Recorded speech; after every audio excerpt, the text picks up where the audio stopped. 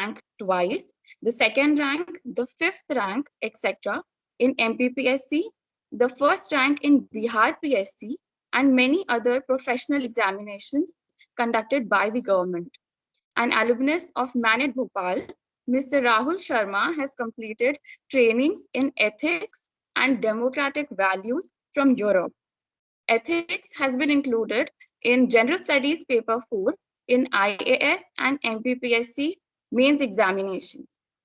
Mr. Rahul Sharma has been continuously guiding and motivating students through Akashvani and many other FM radio channels.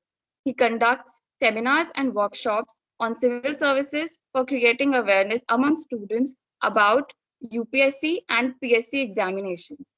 I welcome you, sir. Now, I'd like to request Professor Vinay Thapar, sir, to continue with the program. Thank you, Ira. Thank you for giving me an opportunity to speak. I am grateful to today's expert, Mr. Rahul Sharma, for accepting my request for conducting this career counseling lecture on how to prepare for UPSC Civil Services examination. Thank you so much, sir. We at Electrical Department have started career counseling lecture series to guide students of the department and the institute to fix up appropriate career goals early during their engineering courses so that they can accordingly prepare to realize their goals. This is 8th lecture in this series. We have already conducted career counseling lecture on how to prepare for CAT, GATE, GRE, TOEFL examinations, career opportunities in higher education and research, and on defining career path to align with the latest technological trends for professional success. We have been receiving a continuous request to organize a lecture on civil service examination. Therefore, on great public demand, we are organizing this lecture.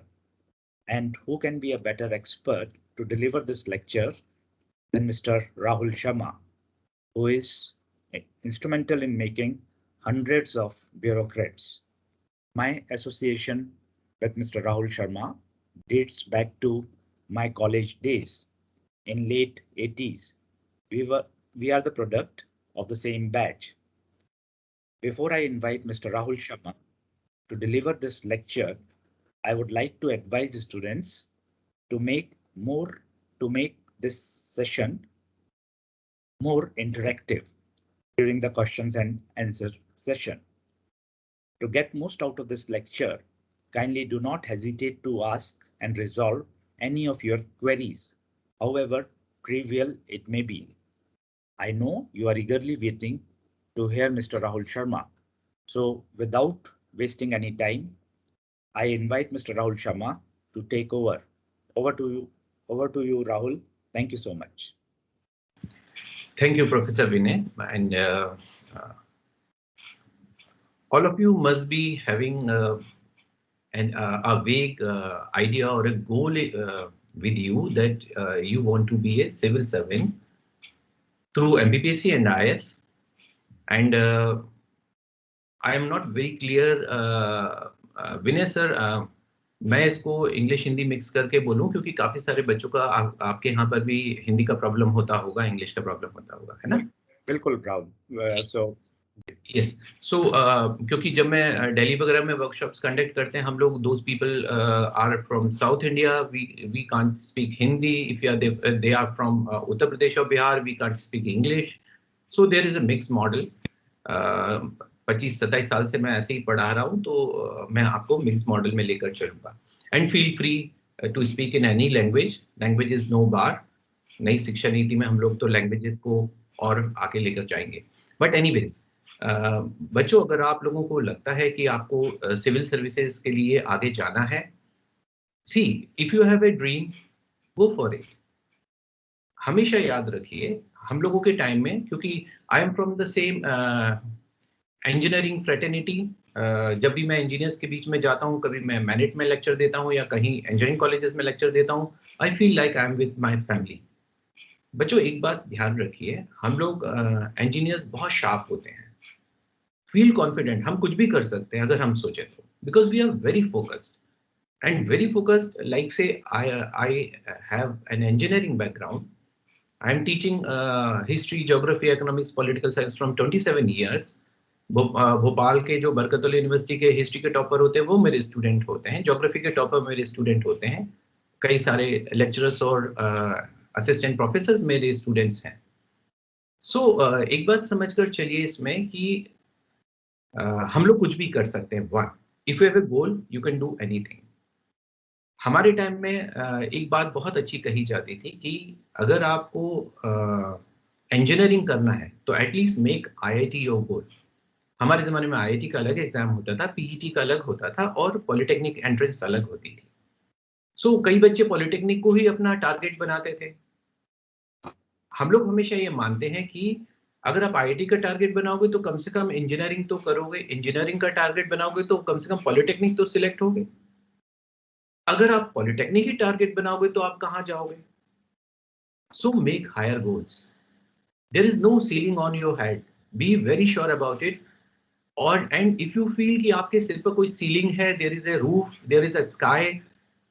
Sky के बाहर हम लोग देखते हैं sky is an illusion. उसके बाहर enormous space is out there. तो आप जितना बड़ा प्लान कर सकते हो लाइफ में, जितनी बड़े टारगेट्स बना सकते हो, जितने बड़े गोल्स बना सकते हो, go for it. इंडिया में if you want to be a part of history, if you want to be one among the decision makers, if you want to rub your shoulders with none other than prime ministers, chief ministers and ministers, welcome to this field. This is civil services. One of my batchmate, he's in PMO, Prime Minister's office. One of my batchmate was, for many years, he was advisor to Chhattisgarh Chief Minister. And this is what we do in civil services. हम लोग policy making कराते हैं. जो politicians होते हैं वो लोगों को, they come from various backgrounds, they have no experience of administration, they have political experiences, they need administrative input. उनको प्रशासन से चीजें पता चलती हैं. So you will act as a bridge between political bosses and people, masses. ये बहुत अच्छा करियर है. मैं इसे फिर कह रहा हूँ, ये बहुत अच्छा करियर है, नॉट अ जॉब. जब हम लोग कहते हैं these are civil services, these are services to the nation, to the society. Don't think it is a job, it is a mission. चाहे हम लोग मदर टेरेसा के टाइप लोगों को देखें या हम अन्ना हजारे जैसे लोगों को देखें, they are doing service to nation through other means. This is an official means by which you can go for serving your nation. You can serve your society. और ना सिर्फ आप सर्विस करते हैं, तभी तो इसे सिविल सर्विसेज कहते हैं. But you have enough authority. I don't use the word power. Power is a bad word. असल में authority better word है. You have a legal power. You have a constitutional power. That is what is called authority. और जब आप authority avail करते हैं, people follow you because you have that authority, constitutional legal authority. हम लोग एक बात समझ कर चले, this, if it is called power in civil services, this is power to bring change, and that too constructive change. मेरा ही एक junior अभी भोपाल कलेक्टर था पिछला, और अभी उसने बुक भी लिखी, how was his experience with collector in Bhopal during covid management. And he talk to me. उसने मुझे बोला कि सर, आप सोच नहीं सकते कितना डिफरेंट एक्सपीरियंस था जब हम लोग मेडिकल सिचुएशन डील कर रहे थे, जबकि हम लोग एडमिनिस्ट्रेटिव लोग हैं. सो यू हैव चैलेंजिंग जॉब. ऐसा अनथिंकेबल चैलेंज जो आप अदरवाइज प्लान नहीं कर सकते. और आप लाइफ में अगर if you are a creative person, you are a dedicated person, you are hard worker, तो बहुत आसानी से आप बहुत कुछ चेंज ला सकते हैं. हम लोग सीधे सब्जेक्ट पर जाएंगे, बट मैं आपको एक चीज बताता हूँ. प्री कोविड टाइम्स में मैनेट में मुझे एक लेक्चर के लिए बुलाया गया बच्चों के लिए. I went there. सैक में स्टूडेंट एक्टिविटी सेंटर में लेक्चर था. तब ये बात आई. I told those students, हम लोग हमेशा अपनी सोसाइटी को, अपने एडमिनिस्ट्रेशन को, अपने पॉलिटिकल बॉसेस को कर्स करते हैं। सारे इंडियंस की आदत होती है, आपकी भी होगी। अरे ये एडमिनिस्ट्रेटर लोग करप्ट हैं, पुलिस करप्ट है, टैक्स वाले करप्ट हैं, पॉलिटिशियंस करप्ट हैं। बच्चों, कभी आपने सोचा, ये मैंने एमएससीटी वालों को बताया था, मैं आपको शेयर कर रहा हूँ, आपने कभी सोचा हम लोग ऐसा क्यों करते हैं? बेस्ट ऑफ इंडियन ब्रेन्स वो अमेरिका जाके वहां सेटल हो जाते हैं। Best of Indian brains CAT का एग्जाम देकर एमबीए करके नौकरियां कर रहे हैं। Best of Indian brains engineers और डॉक्टर्स बनके और वो जॉब कर रहे हैं। नेशन को सर्व कौन कर रहा है? अगर सारे अच्छे बच्चे इन जॉब्स में चले जाएंगे तो बचेगा कौन सिविल सर्विसेज के लिए, पॉलिटिक्स के लिए? ये समय है जब अच्छे लोगों को, अब 75 इयर्स हो गए इंडिपेंडेंस के, अच्छे लोगों को सिविल सर्विसेज में आना चाहिए। अगर आपको लगता है आप ईमानदार हैं, you have no authority, you have no legal और मॉरल अथॉरिटी टू से कि ये सिस्टम करप्ट है, if you have not tried to come in this system, आप इस सिस्टम में आइए। आपका जो विजन है आप इसको दीजिए। आपको लगता है आप बहुत ईमानदार है तो देश को आपकी सबसे ज्यादा जरूरत है, क्योंकि हम लोगों को अच्छे लोग चाहिए यहाँ पर, with values, with ethics, with morality, with empathy and sympathy. Civil services में सबसे इंपॉर्टेंट जो चौथा पेपर अभी ऐड हुआ है उसमें foundational values of civil services दी हुई है। कंसर्न फॉर पुअर, गरीबों की चिंता होनी चाहिए आपके मन में। किसी गरीब को देखकर आपको लगना चाहिए मैं इसे कैसे मदद कर सकूं। आपके मन में एम्पैथी होना चाहिए। आप तो पावरफुल हैं, कलेक्टर हैं, आपको पता है आप किसी का घर तोड़वा रहे हैं तो उसको कैसा लग रहा होगा। ये एम्पैथी कहलाती, समानुभूति। सिंपैथी इज सहानुभूति, पीटी, बट एम्पैथी इज समानुभूति। यू शुड फील लाइक आपके ऑफिस में कोई खड़ा हुआ है, बुजुर्ग, उसको बहुत जरूरत है पेंशन की और उसके पास कागज भी नहीं है। Do you know how he is feeling? Can you feel that pain, that उसकी कुलबुलाहट आप कभी फील कर सकते हैं? अगर आप कर पाते हैं तो फिर यही फील्ड है आपके लिए। और हम लोग गलती क्या करते हैं, वैदिक टाइम से ये इंडिया में चला आ रहा था कि घर का जो लायक बेटा होता था, सबसे इंटेलिजेंट अच्छा बेटा, उसको घर का व्यवसाय दिया जाता था। राजा अपना उसको राजकुमार बनाता था, सक्सेसर, और जो खराब बेटा होता था वो घर छोड़ के चला जाता था। आज बच्चों ये स्थिति है कि हमारे लायक बच्चे घर छोड़ के चले गए हैं और जो कमजोर बच्चे हैं वो देश चला रहे हैं। नहीं, ये गलत सिस्टम है। हमें सबसे ज्यादा फोकस करना चाहिए to improve, to reform, for the betterment of nation, to run this civil services in a better fashion. इसीलिए these are not jobs, these are complete package of careers. मैं ये नहीं बता रहा कि 7वें वेतन आयोग के बाद सैलरी कितनी हो गई, जॉब सिक्योरिटी है, आपको गाड़ी मिलती है, ड्राइवर मिलता है, ऑल फैसिलिटीज मिलती है, ये सब चीजें माइनर है। मेजर चीज क्या है? You make history, you write history with your pen. आपके हर डिसीजन हिस्ट्री लिखते हैं। किसी जॉब में दुनिया में आपको ये अपॉर्चुनिटी नहीं मिलती। माइनर है, टीचिंग जॉब में भी होती है। हम लोग भविष्य तैयार करते हैं, आपके प्रोफेसर्स आप लोगों को तैयार करते हैं, आप भविष्य तैयार करते हैं। You are future generations, but civil services present generation को चलाती है। इसीलिए अगर आपको लगता है you have a slight inclination that you want to serve nation with prestige and good authority and you have that honesty in yourself, come, this is your ship, we can sail, no issues. अब ये तो एक important part हुआ। इसको अगर हम लोग ये देखें कि अच्छे लोग चाहिए तो जॉब क्या मिलते हैं, जो कि हम अगर सर कह रहे हैं कि आप कंट्री की हिस्ट्री लिखते हैं तो ये लोग क्या बनते हैं। हम लोग आज दो सिविल सर्विसेज के दो पार्ट्स हैं, हम लोग दो पार्ट्स में इसको डिस्कस करेंगे। एक पार्ट है इसका एमपीपीएससी का और एक है state PSC, that is MPPSC, एक है यूपीएससी जिसे वेगली आप लोग IS के एग्जाम के रूप में आइडेंटिफाई करते हैं। I will be using the same term IS, जिससे कि आप लोग आइडेंटिफाई कर पाए। IS मतलब यूनियन पब्लिक सर्विस कमीशन का सिविल सर्विसेज एग्जाम, CSE। बट अगर मैं इस तरह से बताऊंगा सिविल सर्विसेज तो कई बार आप आइडेंटिफाई नहीं कर पाते। I will talk in that fashion only कि IS का एग्जाम और MPPSC का एग्जाम। जब आप IS का एग्जाम देते हैं, if you are among the toppers, you have a choice to select your job. तो आपको शुरू के बच्चों को IS मिलता है, इंडियन एडमिनिस्ट्रेटिव सर्विसेज। ये लोग collector, secretaries, principal secretary, chief secretary rank तक जाते हैं। दे कैन बी एनीथिंग, वो कॉर्पोरेशंस के, गवर्नमेंट के कॉर्पोरेशन है, BHL वगैरह, इनके मैनेजिंग डायरेक्टर भी बन सकते हैं। वो बहुत सारे जॉब्स में उनको लिया जाता है। Administrative services is the most deciding services for the country and Indian administration. जो उसके बाद लोग होते हैं वो इंडियन फॉरेन सर्विसेज में जाते हैं, भारतीय विदेश सेवा में। हमारे जो कॉन्सुलेट्स हैं, हमारे जो एम्बेसडर्स हैं, दूसरे देशों में जो राजदूत हैं, यूक्रेन से जो बच्चों को निकाल रहे हैं, वो सब इंडियन फॉरेन सर्विसेज के लोग होते हैं, भारतीय विदेश सेवा के।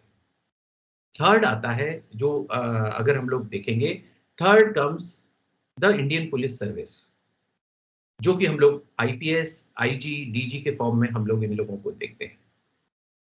फिर आता है, इसके बाद आता है income tax, we call it Indian Revenue Services. फिर कस्टम एंड सेंट्रल एक्साइज आता है, जो अब GST हो गया। सिविल सर्विसेज में IS में अगर आप लास्ट रैंक में आते हैं तो आपको मिलता है असिस्टेंट कमिश्नर पुलिस दिल्ली, वो वाले जॉब में जाते हैं। IS is a big game. फिर सेकंड आता है MPPSC। MPPSC स्टेट PSC है मध्य प्रदेश वालों के लिए, ऐसी ही बिहार PSC होती है। पिछले बार मेरे बच्चे ने वहां टॉप किया था। इसी तरह से हम लोग देखते हैं, ऐसी ही उत्तर प्रदेश PCS होता है, वहां सेकंड रैंकिंग पिछले बार मेरे बच्चा आया, MCD का था वो। राजस्थान PSC है, उत्तराखंड है। आप करीबन 13-14 स्टेट PSC इंडिया की दे सकते हैं। There is no bar for residence का कोई बार नहीं है। आप छत्तीसगढ़ भी दे सकते हैं, अभी बच्चों ने दिया है। तो आपके पास IS का एग्जाम होता है, फिर स्टेट PSC होती है। स्टेट PSC से आप डिप्टी कलेक्टर बनते हैं, डिप्टी SP बनते हैं, जो आजकल भोपाल और इंदौर में ACP कहलाते हैं, असिस्टेंट कमिश्नर ऑफ पुलिस। आप GST डिपार्टमेंट में जाते हैं, टैक्स डिपार्टमेंट। आप रीजनल ट्रांसपोर्ट ऑफिसर बनते हैं, RTO। आप एक्साइज ऑफिसर बनते हैं, डिस्ट्रिक्ट एक्साइज ऑफिसर। ये सब जो है ये जॉब्स आते हैं।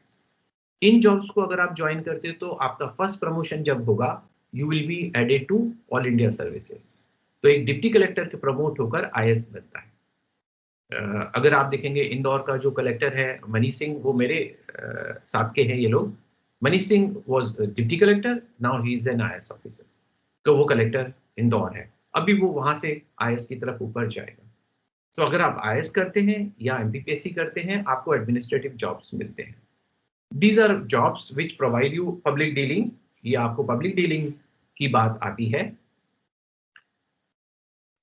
तो ये जॉब्स जो होते हैं, none of them are lesser or greater, all of them are public services।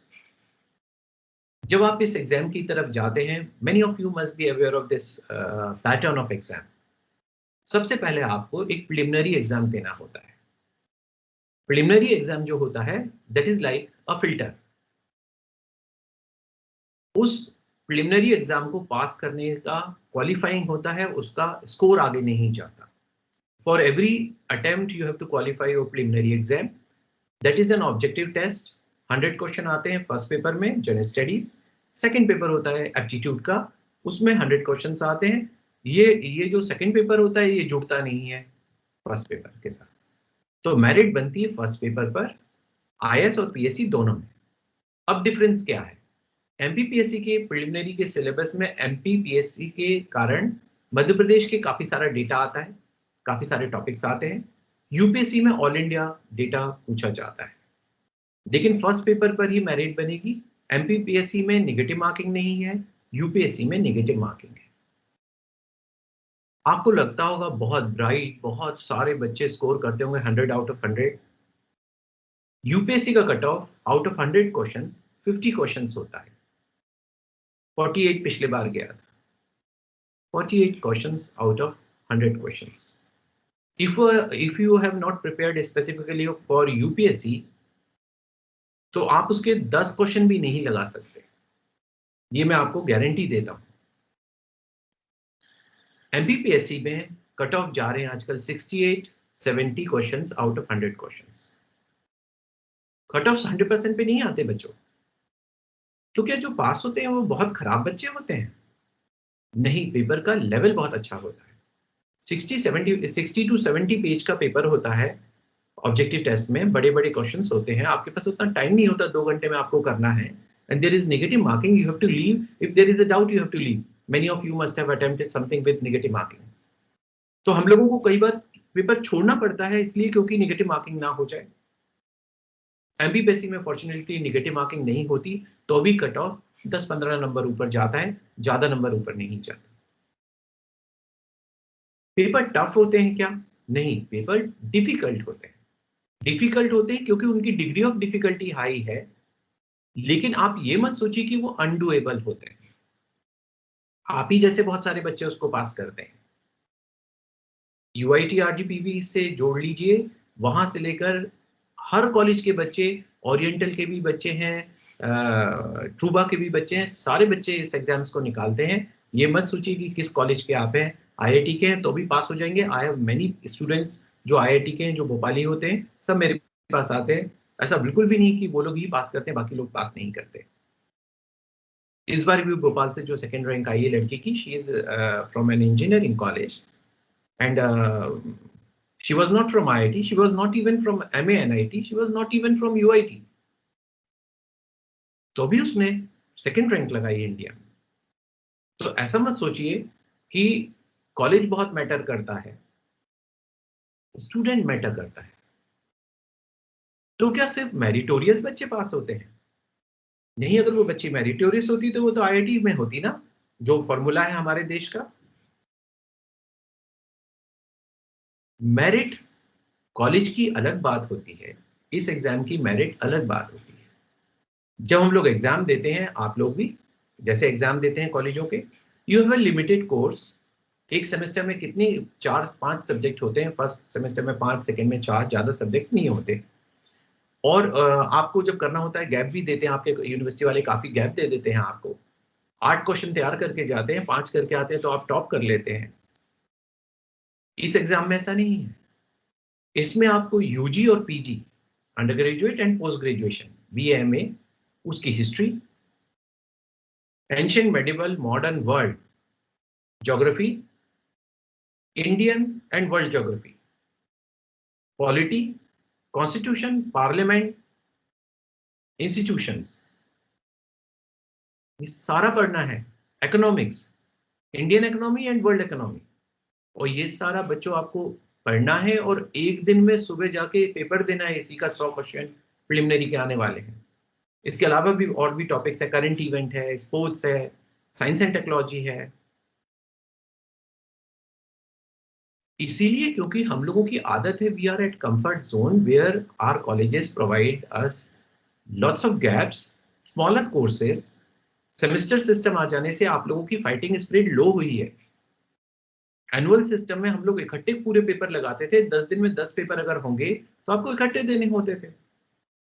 आजकल आपको 2 पीसेज में एग्जाम होता है, आधा आधा कोर्स बढ़ जाता है। लेकिन अगर आपको इंजीनियरिंग ऑप्शनल लेते हैं अगर आप IAS के लिए, तो एक ही दिन में फर्स्ट ईयर से फाइनल ईयर तक के 4 साल के 8 सेमेस्टर के सारे कोर्स को इकट्ठा जाकर रखना है। So you have to revise it.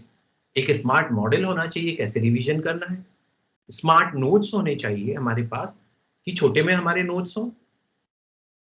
मैं जब दिल्ली में रह के तैयारी कर रहा था, because in those days Bhopal में कोई क्लासेस ही नहीं थी जब हम लोगों ने तैयारी शुरू की। और I used to go to many people. Bhopal में जो प्रोफेसर्स होते थे, नूतन कॉलेज में मैं 2 मैम के पास जाता था। आप लोग टीचर से बहुत अच्छे रिलेशन बनाइए बच्चों। टीचर्स एक्सपीरियंस वाले लोग हैं।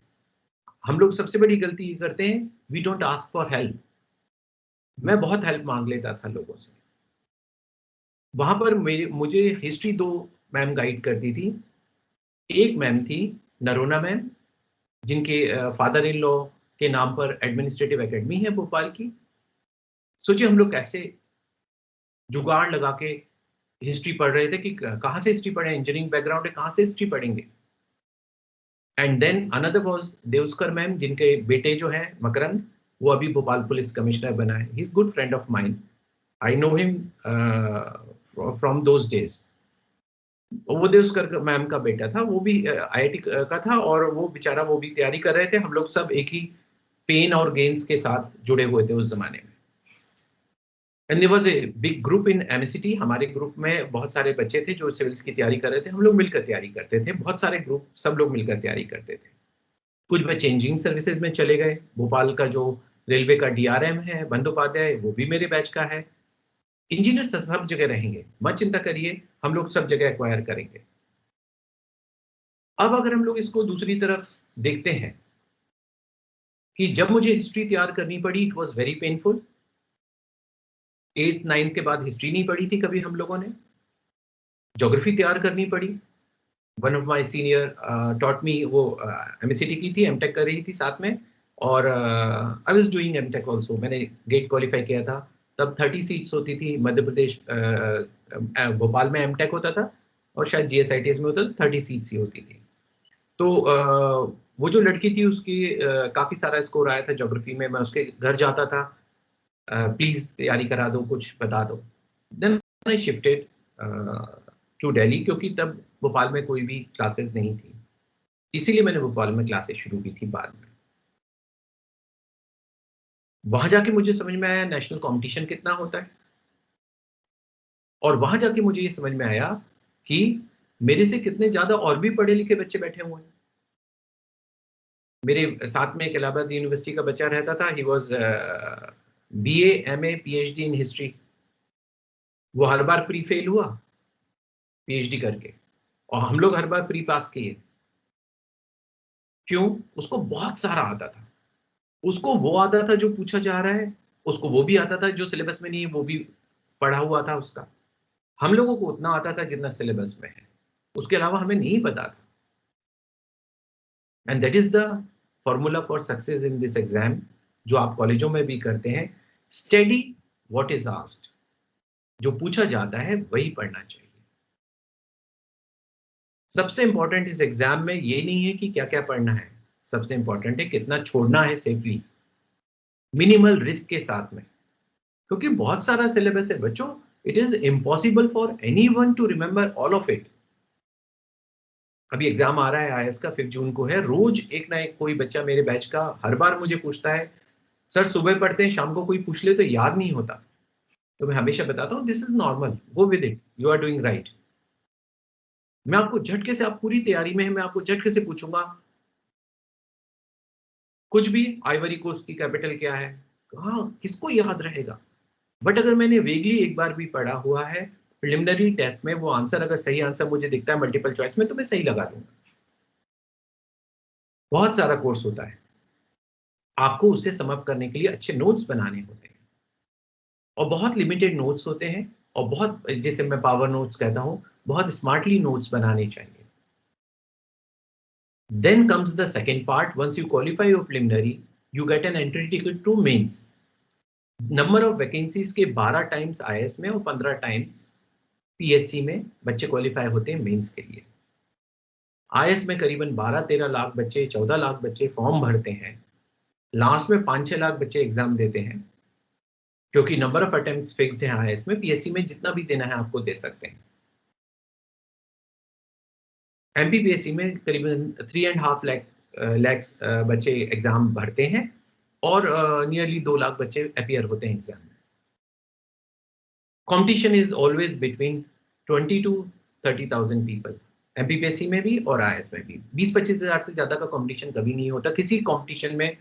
इंडिया में कोई भी कंपटीशन ले लीजिए, कैट ले लीजिए, कोई भी ले लीजिए, फाइनल कंपटीशन 10-20 हज़ार बच्चों में होता है। हर बार एक नया बच्चा फर्स्ट 5 में आ जाता है, उसका कंपटीशन होता है उनसे जिनका पिछले बार IPS मिला है, इनकम टैक्स मिला है, जो पास हो चुके हैं। इसके बाद भी फ्रेशर्स फर्स्ट 10 में आते हैं। ऑल इंडिया टॉप करते हैं बच्चे, फर्स्ट रैंक लगाते हैं पहली बार में। तो इसका भी कोई बार नहीं है कि पिछली बार आपका सिलेक्शन हो गया तो आप इस बार टॉप करोगे, ये भी कुछ भी नहीं है। तो पास कौन होता है और इतने सारे बच्चे फेल क्यों होते हैं? क्योंकि जॉब्स कम है, एस्पिरेंट्स ज्यादा है। अभी रेलवे का एग्जाम निकला था, 30,000 सीट्स थी, 3 करोड़ लोगों ने फॉर्म भरे थे, जिसका प्रॉब्लम चल रही थी यूपी बिहार में। 3 करोड़, 130 करोड़ की पॉपुलेशन में 3 करोड़ बच्चे एक एग्जाम का फॉर्म भर रहे हैं।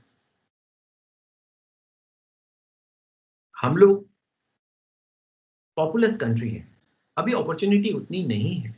जापान में 1.9 टाइम्स जॉब्स हैं लोगों के, हर आदमी के पास ऑप्शन होता है 1.9 जॉब्स का। स्वीडन, नॉर्वे, डेनमार्क में वर्कर्स ही नहीं है उनके पास में। हमारे पास लोग ज्यादा है और जॉब्स कम है, इसीलिए कंपटीशन ज्यादा होता है। कंपटीशन ज्यादा होगा तो best will survive. And who is the best? University topper? Not at all. जो इस एग्जाम में ढंग से परफॉर्म कर लेगा वही बेस्ट है। It is not as if आप कॉलेज के टॉपर हैं तो आप कन्वर्ट कर लोगे यूपीएससी को, ये कभी गलती मत करिएगा सोचने की। To be confident is different thing, overconfidence बहुत पे करते हैं हम लोग हेवीली। तो वो बच्चे पास होते हैं जिनका मिशन क्लियर है, तो वो प्रिलिमिनरी पास करेंगे। 12 to 15 टाइम्स वैकेंसी का, मान लीजिए 500 वैकेंसीज है तो 15 टाइम्स मतलब 7,500 बच्चे पास करेंगे। They will be writing mains. Mains जब आप लिखेंगे एमपीपीएससी यूपीएससी दोनों में सेम मॉडल है, ये सब्जेक्टिव होगा, रिटन एग्जाम होगा और कॉपी में जगह रहेगी, लिमिटेड वर्ड्स होंगे। लिमिटेड वर्ड्स में और लिमिटेड स्पेस में आपको कॉपी में आंसर लिखना होता है। Again I am saying, copy ऐसा नहीं अनलिमिटेड मिलेगी, कॉपी में लिमिटेड स्पेस होगी और क्वेश्चन के साइज के हिसाब से एक लिमिटेड जगह दी जाएगी कि 200 वर्ड्स हैं तो आपको 2 पेज दे दिए, 100 वर्ड्स हैं तो 1 पेज दे दिया, 50 वर्ड्स हैं तो आधा पेज दिया। वहां लिखा रहेगा कि ये क्वेश्चन नंबर 1 ए आपको यहाँ करना है। आपको उतने से में ही करना है। अगर आप एक लाइन में चार वर्ड्स लिखते हैं तो आपकी जगह खत्म हो जाएगी। There is no provision of supplementary copy, ना आईएएस में ना पीएससी में भी। जैसे यूनिवर्सिटी सिस्टम में आर्ट्स वगैरह के बच्चे करते हैं, आप लोग तो नहीं करते क्योंकि इंजीनियरिंग में मैथ्स वगैरह ज्यादा होती है तो हम लोग बहुत फैला के नहीं लिख पाते। बट यहाँ पर वर्ड लिमिट है 150 वर्ड्स, मींस 150 वर्ड्स। 10% ऊपर नीचे चलिए 160 और 140, इससे ऊपर नीचे नहीं जाते हम लोग। और क्वेश्चन फिक्स्ड है, 200 वर्ड्स के क्वेश्चन आएंगे, 50 वर्ड्स के क्वेश्चन आएंगे, 1 लाइनर आएगा। मॉडल पहले से पता रहता है सबको। आईएएस में 20 क्वेश्चंस आएंगे, 20 compulsory, no choice. They will ask, mains का बता रहा हूं, 20 questions all compulsory and 200 words each. तो आपको 3 घंटे में 4000 वर्ड लिखने हैं। तो आपको मेंस जब तैयार करना होता है तो सबसे इंपॉर्टेंट चीज होती है कि हम लोगों को राइटिंग वर्क करना होता है। बच्चों वहां पर पहले से तैयार होना चाहिए, आपको बहुत अच्छी राइटिंग वर्क करना होता है। Your writing should be legible, ornamented, decorated light की जरूरत नहीं पड़ती राइटिंग की वहां कि ऑर्नामेंटेड है, बड़ी अच्छी सजा के आप लिखते हो, इट मेक्स नो डिफरेंस। लेकिन आप ये सोचें कि राइटिंग आपकी गड़बड़ करती है, आपकी स्पीड नहीं है। हमारे जमाने में हम लोग टीवी न्यूज के साथ लिखने की प्रैक्टिस करते थे, क्योंकि जो वो टीवी वाला जितनी तेजी से बोलेगा हम लोग भी उतनी तेजी से लिखेंगे। एक पेपर में अगर आपको 4000 वर्ड्स लिखने हैं, हाथ दुख जाएगा बच्चों। It is not finishing here. दोपहर को सेकंड पेपर होगा आपका, नॉन स्टॉप पेपर होते हैं, सुबह शाम first paper, second paper, third paper, fourth paper, ये 2 दिन में हो जाएंगे। फिफ्थ सिक्स पेपर फिर ये 1 दिन में हो जाएगा। तो आपको सुबह 4000 वर्ड लिखने हैं, शाम को 4000 वर्ड्स लिखने हैं, आपको 1 दिन में 4000 वर्ड्स लिखने हैं। तो डिफिकल्टी ये नहीं है कि हमने पढ़ा कितना है, डिफिकल्टी ये भी है कि हमारा पेपर तो पूरा हो। अगर आप स्लो राइटर हैं तो राइटिंग स्पीड बढ़ाइए, 1 साल लग जाएगा आपको राइटिंग स्पीड बढ़ाते हुए। Half of the people fail because they have no writing speed. They know well, but they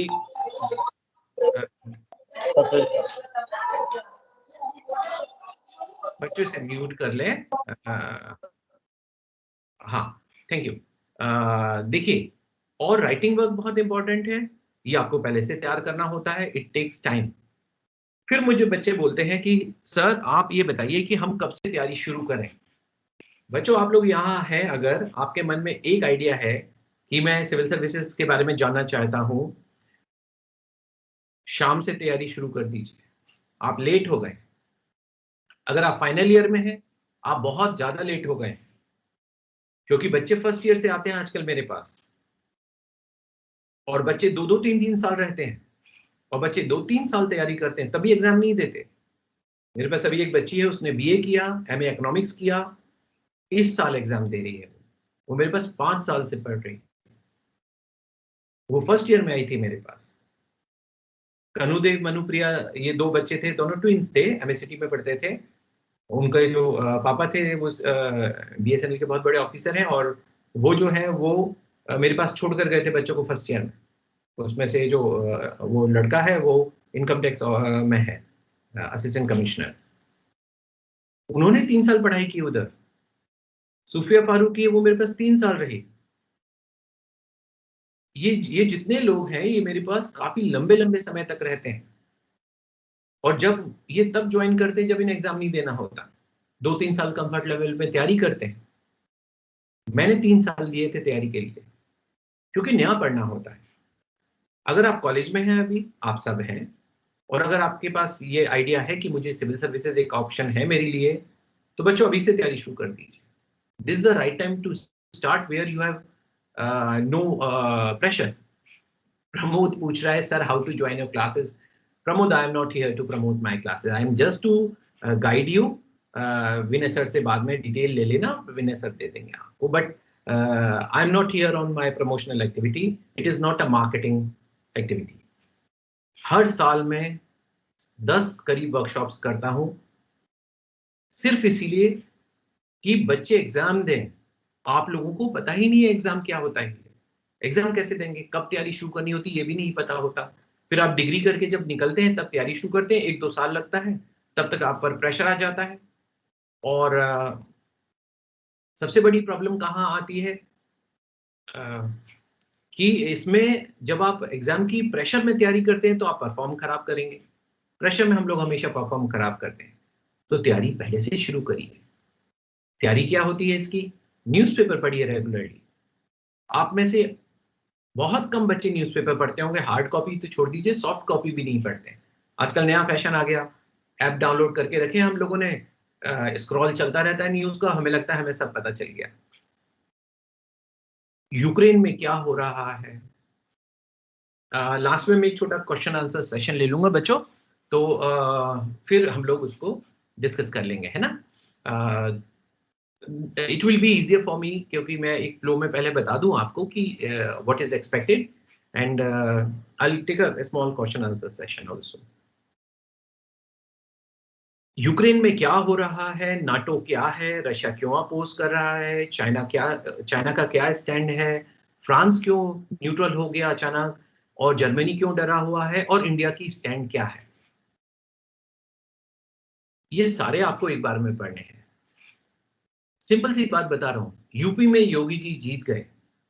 आप जानते हैं कितना बड़ा पैराडिम शिफ्ट है इंडियन पॉलिटी में। पिछले बार यूपी के चुनाव हुए, मैं बहुत शॉर्ट में बता रहा हूँ थॉट्स कैसे बनाते हैं इसके बारे में। आई एम नॉट टीचिंग यू और डिस्कसिंग पॉलिटिक्स फ्रॉम यू। ये क्वेश्चन में हमारे आता है, discuss voting behaviour of India. India के वोट कैसे डालते हैं इंडियंस, इसकी डिस्कशन करनी थी। मतदाता व्यवहार कहते हैं उसको हिंदी में। पिछले बार चुनाव उत्तर प्रदेश के मोदी जी ने अपने नाम पर लड़े और योगी चीफ मिनिस्टर बना दिए गए। एनालिस्ट हमेशा मानते थे कि अगले बार चुनाव में मोदी योगी के नाम पर लड़ेंगे तो ये हार जाएंगे, क्योंकि हिंदुइस्टिक उनका इमेज है। सरप्राइजिंगली कितनी सारी सीट्स आई हैं उनकी। इससे क्या प्रूव हुआ? ऐसी सीट्स जहां मुस्लिम मेजोरिटी है वहां पर भी योगी जीते, ऐसी सीट्स जहां SC ST ज्यादा है वहां भी योगी जीते, ऐसी सीट्स जहां OBC है वहां पर भी योगी जीते। For the first time in history of Uttar Pradesh, the voting was beyond caste, religion, gender. Congress ने खूब सारी लड़कियां खड़ी की थी, फीमेल खड़ी की थी, पहला एक्सपेरिमेंट था कि 40% सीटें लड़कियों को देंगे, वो भी सारी हार गई। So those people have voted without consideration of religion, caste, gender, हर चीज के बाहर जाके लोगों ने वोट दिया है। Uttar Pradesh is a factory of casteism, communalism, ऐसा सोचते थे लोग। This is modern Uttar Pradesh. Last time ऐसा वोटिंग बिहार में हुई थी। उत्तर प्रदेश और बिहार ये हमारे सबसे सिक स्टेट्स कहलाते थे क्योंकि they are full of casteism, communalism, no more. ये चुनाव बताकर चले गए कि Uttar Pradesh has just breached और cross the threshold of modernity. ये उत्तर प्रदेश का आधुनिकता की तरफ पहला कदम है। मध्य प्रदेश में तो आप जाति के आधार पर वोट मांग ही नहीं सकते, धर्म के आधार पर भी नहीं मांग सकते।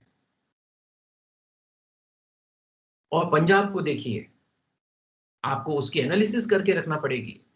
This is what is called alternative politics, विकल्प की राजनीति।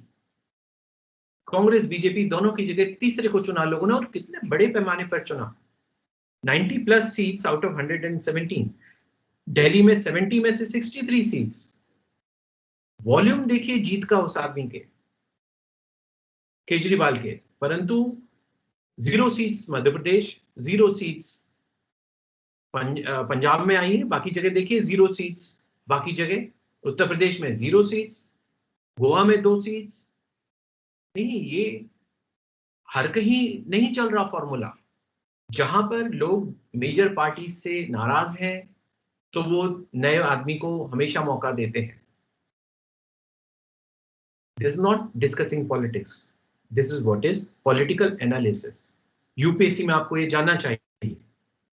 क्यों? As administrators you should not do politics, but you should know politics. प्रशासक के रूप में आपको राजनीति करनी नहीं है, राजनीति जाननी है। Why? क्योंकि पॉलिटिकल बॉसेस के अंडर में ही आपको काम करना है, उन्हीं की डायरेक्शन, उन्हीं की गाइडलाइन में आपको काम करना है। जो वो पॉलिसी बनाते हैं हमें वही लागू करनी है। मोदी जी जो पॉलिसी बनाएंगे, शिवराज जी जो पॉलिसी बनाएंगे, हमें उसी को लागू करना है। और आप ये मत सोचिएगा ये नेता लोगों को कुछ आता नहीं है। बच्चों, मैं आपको बहुत क्लियर बता दूं, lots of my friends are very high level politicians. आप उनसे बात करके देखेंगे। मैं शिवराज जी से जब मिला, एक टॉपर था लड़का मेरे यहाँ का, तो उनके यहाँ से फोन आया कि वो मिलना चाहते हैं। मैं उसको लेकर गया। शिवराज जी ने उससे कहा कि बेटा, आपको सेवा का अवसर मिला है, जॉब नहीं, सेवा का अवसर। उन्होंने क्लियर किया इसको। उन्होंने कहा इसको बेकार मत जाने देना। 130 करोड़ 120 करोड़ लोगों में बहुत कम लोगों को सेवा का अवसर मिलता है जनता की। This was such a good thought. मैं बहुत हैरान हुआ कि क्योंकि it was not prepared speech. मैं ये मानता हूं कि अधिकतर नेता प्रिपेयर्ड स्पीच पढ़ते हैं। No, it was not a prepared speech. हम लोग तो गए, उन्होंने चाय पिलाई हम लोगों को, आराम से हम लोग बैठे। और मैं जितनी बार उनसे मिलता हूँ, मैं हर बार देखता हूँ। मेरा एक और जूनियर था, वो भोपाल कलेक्टर था। He was collector for 5 years। मैंने उसको बोला कि अच्छा काम कर रहे हो, आजकल बड़ा नाम भी आपका अच्छा चल रहा है। ही सेड चीफ मिनिस्टर अगर 15 साल पुराने हो जाएं तो वो आपको बहुत मौका देते हैं काम करने का। तो नेताओं को ये मत सोचिएगा कि उनको कुछ आता नहीं है। This is a misconception. They are the will of people, they are the representative of this society, they are our people.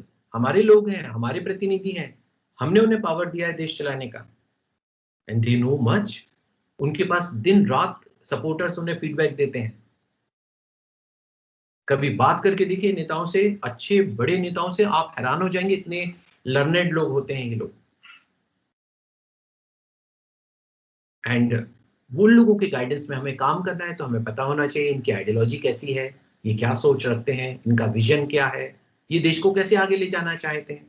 आप कितने भी बड़े ऑफिसर होंगे, आपको गाइडलाइन इन्हीं से लेनी है। You can contribute in policy making by advising them, you can be advisor to them, but ultimately they will be the policy maker, क्योंकि जनता ने उन्हीं को चुना है।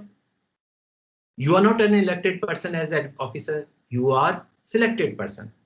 ये लोग इलेक्टेड हैं, चुने गए हैं। they have more power, they have greater authority. मेरे बहुत सारे फ्रेंड्स हैं जो दिल्ली में हायर लेवल पर एडमिनिस्ट्रेटर्स हैं. मोदी जी रोज बुलाते हैं सिविल सर्वेंट्स के किसी एक डिपार्टमेंट के मिनिस्ट्री के आदमियों को बुलाते हैं. सारे लोग आते हैं, मिनिस्टर और सेक्रेटरीज पहुंचते हैं और वो प्रेजेंटेशन करते हैं. रोज किसी एक मिनिस्ट्री का प्रेजेंटेशन होता है. वो कुछ नहीं बोलते, चुपचाप सुनते हैं. कभी कभार एक आध क्वेश्चन पूछते हैं और लोग चले जाते हैं. आपको लगता है कोई किसी को इतनी एनर्जी होती होगी कि वो चुनाव लड़ा रहे हैं, भाग रहे हैं इधर उधर, और ये भी करते हैं. वो 6 बजे से ट्वीट्स और पर्सनल ईमेल के आंसर्स देते हैं वो, और रात को 11 बजे भी चुनाव प्रचार करते दिख जाएंगे वो आपको. कितनी एनर्जी है उन लोगों में. हमें इनसे सीखना भी पड़ेगा, हमें इनकी लीडरशिप में काम भी करना पड़ेगा. तो आईएएस के फॉर्म में ये लोग जो हिस्ट्री बना रहे हैं, हम इनका पार्ट बनेंगे, हम इन्हें कंट्रीब्यूट करेंगे, पॉजिटिव कंट्रीब्यूशन. व्हेनेवर आज हम इन्हें पॉलिसी बनाकर देंगे. मेरा एक स्टूडेंट है, लाडली लक्ष्मी योजना उसने बनाई थी. वो महिला बाल विकास अधिकारी है और वो सीएम ऑफिस में बैठकर सीएम लोगों के उनके स्टाफ के साथ मिलकर उसने लाडली लक्ष्मी योजना डिजाइन की थी. आपने उसका नाम भी नहीं सुना होगा, लेकिन उसकी जरूरत भी नहीं है. उसका तो काम है, he is doing his job. Shivraj ji पहचाने जाते लाडली लक्ष्मी योजना से, बट वो बनाई किसने, ये भी तो कभी सोचना चाहिए. यही एडमिनिस्ट्रेशन का काम है. Behind the curtain, behind the scene हम साइलेंटली चुपचाप काम करते हैं.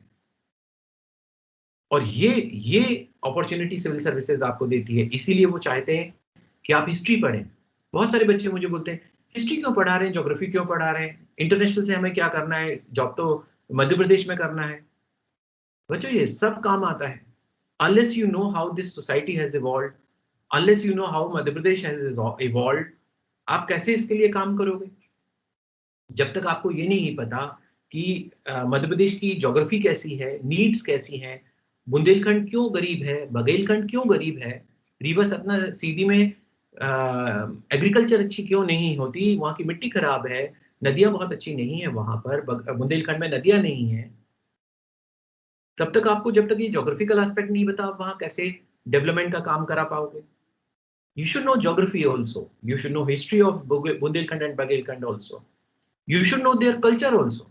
अलग अलग जगह की अलग अलग संस्कृति है.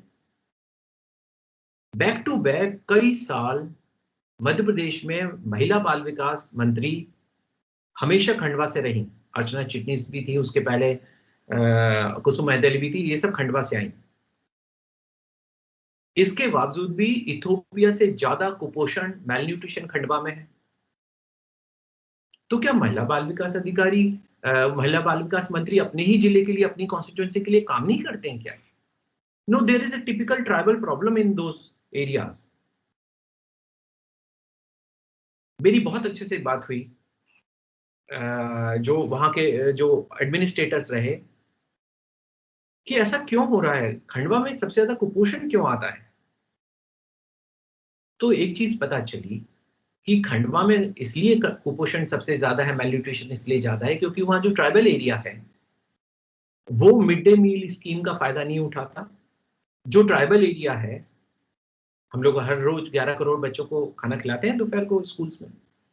जो वहां का ट्राइबल एरिया है वहां पर वो सस्ते राशन की दुकान से चावल और गेहूं भी नहीं लेते. 1 रुपए किलो गेहूं, 2 रुपए किलो चावल मिलते हैं. वो खाते हैं कुटकी अनाज और उसकी न्यूट्रिशनल वैल्यू पर क्वेश्चन उठते हैं. इसलिए उनके बच्चों का अंडरवेट हो जाते हैं, पेट भरा रहता है, न्यूट्रिशन नहीं मिलते. तो अगर मैं वहां कलेक्टर हूं या मैं महिला बाल विकास अधिकारी हूं तो सबसे पहले मैं कोशिश करूंगा कि how to make nutritional level of that particular district up to the international level और नेशनल लेवल. तो मैं उन बच्चों के लिए मिड डे मील में क्या डालूं कि वो लोग आगे ग्रो करें. अभी साउथ इंडिया में एक स्टेट में आयरन फोर्टिफाइड राइस दिया गया लड़कियों के स्कूलों में, लोहा संपन्न चावल, आयरन सॉल्ट्स डाल देते हैं, फोर्टिफिकेशन हो जाता है, जैसे आयोडीन वाले सॉल्ट्स हम लोग इस्तेमाल करते हैं. हमारे यहाँ ग्वाइटर बहुत ज्यादा होता था, गले का रोग होता है। जब से हम लोगों ने नॉन आयोडाइज सॉल्ट प्रोहिबिट किया देश में, तब से ग्वाइटर नियरली नेग्लिजिबल हो गया। तो ये किसी ने पॉलिसी बनाई ना बच्चों, किसी ने सजेस्ट किया ना प्रैक्टिकल सॉल्यूशन। लाइन से प्राइम मिनिस्टर, चीफ मिनिस्टर्स आके चले गए। पिछले 50 साल में हम लोगों ने जो सॉल्यूशंस निकाले हैं, पल्स पोलियो जड़ से साफ कर दी, स्मॉल पॉक्स जड़ से साफ हो गई। वैक्सीनेशन देखिए, हम लोग 100 करोड़ से ऊपर वैक्सीनेशन लगाकर बैठे थे, ओमिक्रॉन कुछ नहीं कर पाया हमारे यहाँ, डेथ रेट्स ही नहीं थे। ऐसा क्यों? हम लोगों ने, सब लोगों ने वैक्सीन लगाई। अमेरिका में वो आंदोलन करके बैठे हुए हैं। We are a different society. Sociology course में है, साइकोलॉजी कोर्स में है, चौथे पेपर में फिलॉसफी कोर्स में है, पॉलिटिकल साइंस कोर्स में है, इकोनॉमिक्स, साइंस एंड टेक्नोलॉजी, सब कोर्स में है आपके। और इतना इंटरेस्टिंग कोर्स है, भले आप इस एग्जाम को दें नहीं दें, सिविल सर्विसेज के लिए पढ़ाई करने के बाद you are an intellectual person. आप एक बुद्धिजीवी टाइप हो जाते हैं। You know everything about everything. You are not master of everything, but you know things, and you also know their practical solutions. छोटी छोटी चीजें होती हैं, आपने कभी इन चीजों के बारे में सोचा ही नहीं होगा। That is why इस एग्जाम का जो सिलेबस है वो है 4 पेपर है मेंस में। जनरल स्टडीज, सामान्य अध्ययन, सामान्य अध्ययन है, स्पेशलिस्ट नहीं है कुछ भी। और इसको हम लोग कहते हैं जनरल अवेयरनेस, सामान्य चेतना या बोध। You should know what is happening around you. You should have an opinion about it. You should have an understanding for it. You should have good capacity to solve those problems also. उन चीजों को सुलझाने की आपकी क्षमता होनी चाहिए, आपको उनकी समझ होनी चाहिए, आपको उनके बारे में जानकारी होना चाहिए, और सबसे इंपॉर्टेंट आपका एक अभिमत ओपिनियन होना चाहिए। और इसके लिए आपको हमेशा आंख और कान खुले रखने पड़ते हैं। You have to learn from everything. आपको हर चीज से सीखना होता है। आजकल जो हम लोग पढ़ाई करते हैं, तो बराबर हम लोग यूक्रेन रोज 5 मिनट डिस्कस होता है सारे बच्चों से, क्योंकि रोज कुछ हो रहा है। नाटो का फेल्यूर क्यों है, क्या अमेरिका मिसकैलकुलेट कर गया।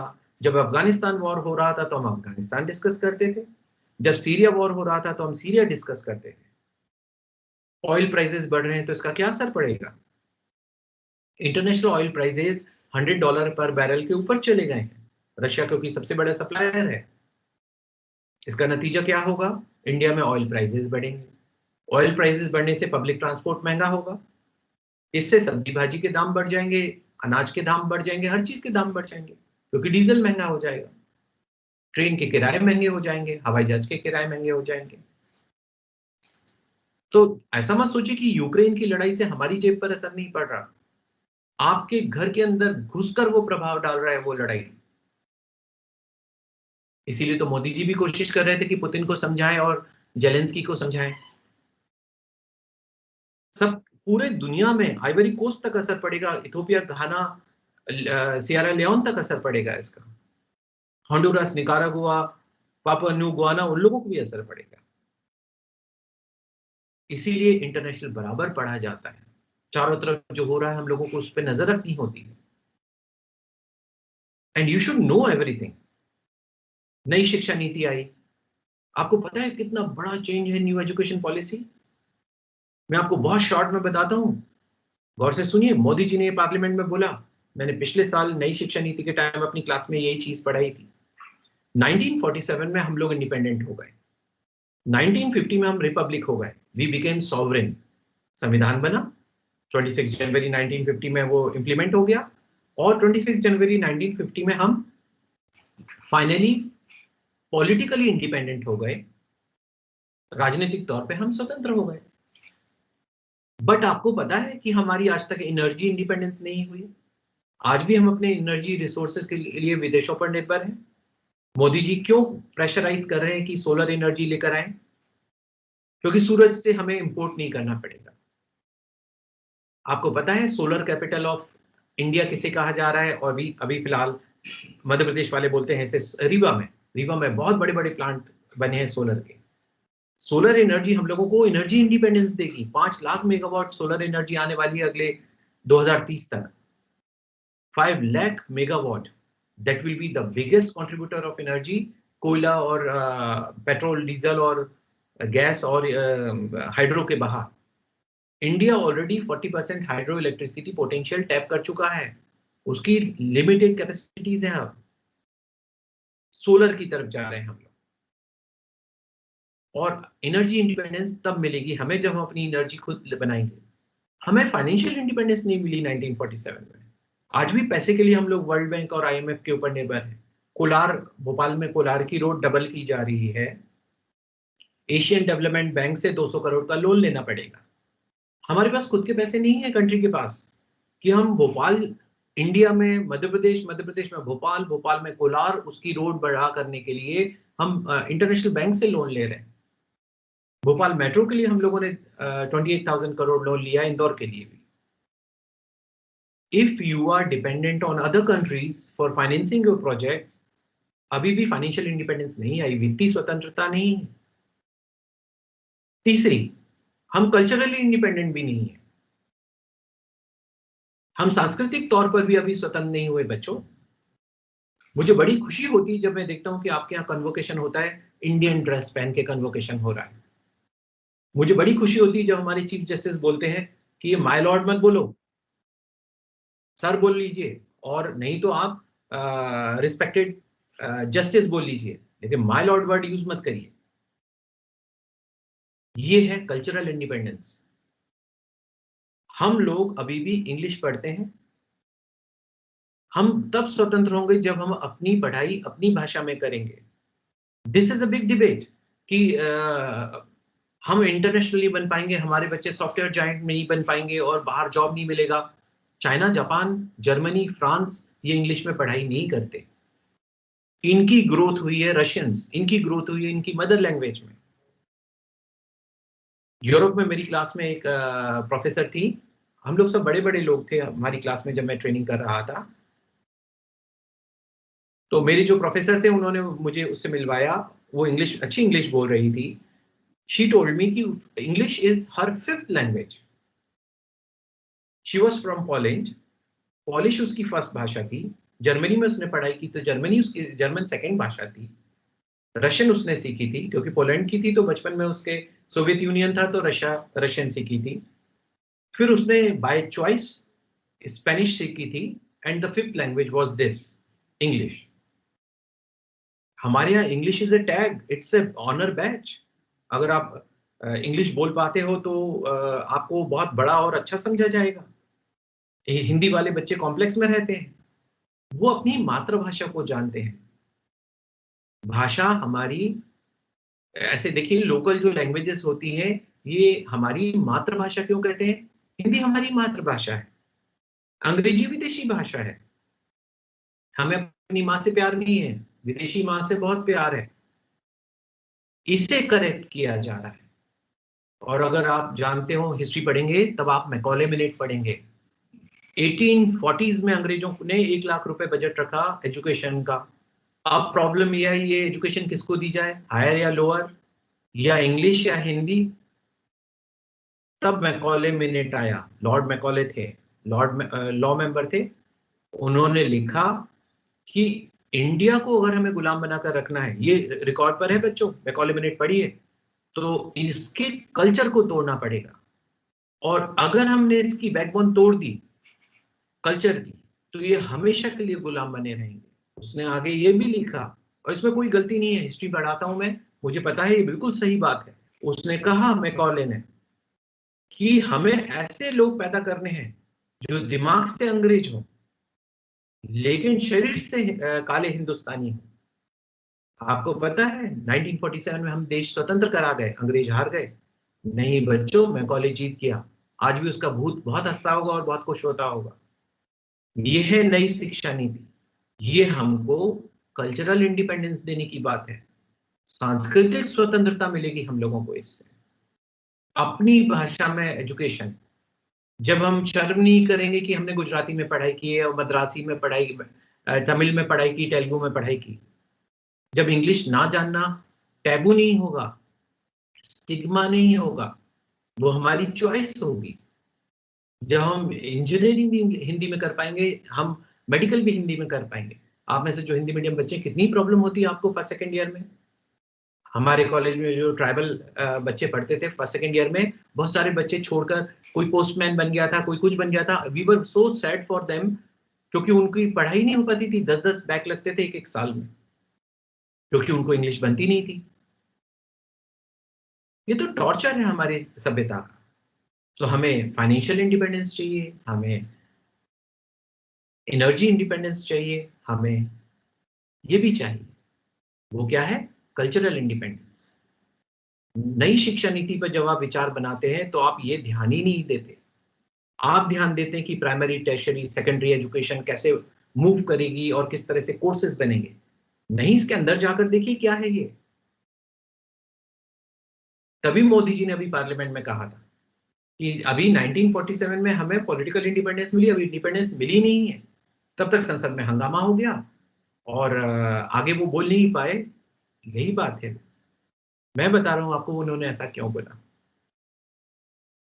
हम लोगों को ये बात ध्यान रखनी पड़ेगी कि जब हम इस एग्जाम की तरफ जाएंगे तो हर चीज पर हमारे बहुत प्यारे थॉट्स होने चाहिए, बहुत कंस्ट्रक्टिव, सृजनात्मक। You should be a very positive person, you should have very good thoughts, very positive, strong thoughts, and you should have your opinions on everything. Paper पढ़िए, उससे इन्फ्लुएंस मत होइए। पेपर पढ़िए, अपना ओपिनियन बनाइए, तब आप अच्छे से कर पाते हैं इस एग्जाम को। This is a complete overall of your personality. ये एग्जाम आपको पूरा बदल कर रख देगा और बहुत डुएबल है। बहुत बहुत बहुत नॉर्मल बैकग्राउंड के बच्चे पास करते हैं इसको। अगर आपको लगता है नहीं, आपके परिवार बहुत ताकतवर नहीं है, बहुत बड़े ऑफिसर नहीं, इट मेक्स नो डिफरेंस। कई बच्चों को मैं फोन करके जब रिजल्ट बताता हूं, अभी पिछले बार एमपीपीएससी में एक बच्चे का पास हुआ, मैंने उसको फोन किया, वो हल चला रहा था, घर पर ट्रैक्टर पर था। उसने कहा सर 2 मिनट में ट्रैक्टर बंद करके बात करता हूँ आपसे। रैंक लगाई उसने मध्य प्रदेश में। ऐसे बच्चे हैं ये। आप कोई भी हो, कहीं से भी हो, कोई अंतर नहीं पड़ता, आप बराबर फाइट कर सकते हैं बच्चों। Make your mission. Once you think that you can always do it. एक बार सोचना होता है हम लोगों को, एक बार तगड़े से सोचा और फिर कर लेंगे। अच्छे नोट्स बनाइए, एनसीईआरटी की किताबें पढ़िए, यही तरीका होता है। खूब सारी एनसीईआरटी की किताबें हैं, मैं अपने बच्चों को करीब 40 किताबें, 40 किताबें डिजिटल करके भेजता हूँ, इसीलिए खूब सारी किताबें पढ़िए। किताबों से मत भागिए, लाइब्रेरी में बैठिए इंस्टीट्यूट के, आईआईटी खड़गपुर की डिजिटल लाइब्रेरी है, उसे ज्वाइन करिए, किताबें डाउनलोड करिए। इंफॉर्मेशन इंटरनेट पर नहीं है। ये जो वर्ल्ड है ये है इंफॉर्मेशन टेक्नोलॉजी, वहां इंफॉर्मेशन है, नॉलेज नहीं। नॉलेज तो बुक्स में है। हम लोग गलती क्या करते हैं, हम इंटरनेट को इंफॉर्मेशन मान लेते हैं, ये प्रॉब्लम आती है। 1 मिनट बच्चों। हेलो,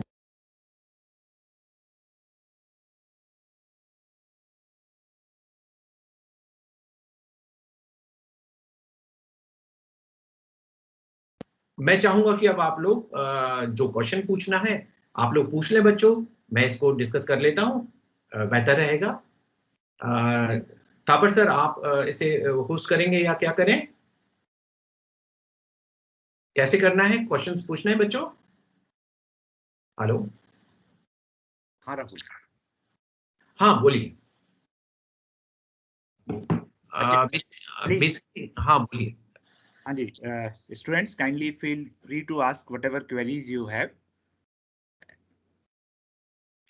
देखिए Rahul sir, can we devote some part on how to prepare, basically how to select subjects, which are the subjects which should normally be selected for an engineering students? उस part में आप थोड़ा सा अगर देखिए बच्चों, बहुत शॉर्ट में कुछ पॉइंट्स में टच कर रहा हूँ। एक तो आईएएस के लिए आपको ऑप्शनल सब्जेक्ट लेना होता है, था पर्सन ने जो कहा। ऑप्शनल सब्जेक्ट जो होता है आईएएस में, एक कोई सब्जेक्ट आपको लेना होता है। There are various subjects, 35-40 subjects हैं। आप इंजीनियरिंग भी ले सकते हैं, आप साइंस भी ले सकते हैं, आप आर्ट्स भी ले सकते हैं, देयर इज नो बार। आपने किसी भी उसमें ग्रेजुएट किया, आपने इंजीनियरिंग किया है, go with medical science if you can, कोई अंतर नहीं पड़ता, आप ले सकते हो, there is no bar.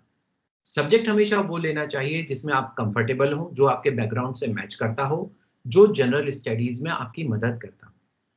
Ultimately ये आईएएस के लिए होता है। एमपीपीएससी में कोई ऑप्शनल सब्जेक्ट नहीं लेना होता, सारे ऑप्शनल हट चुके हैं।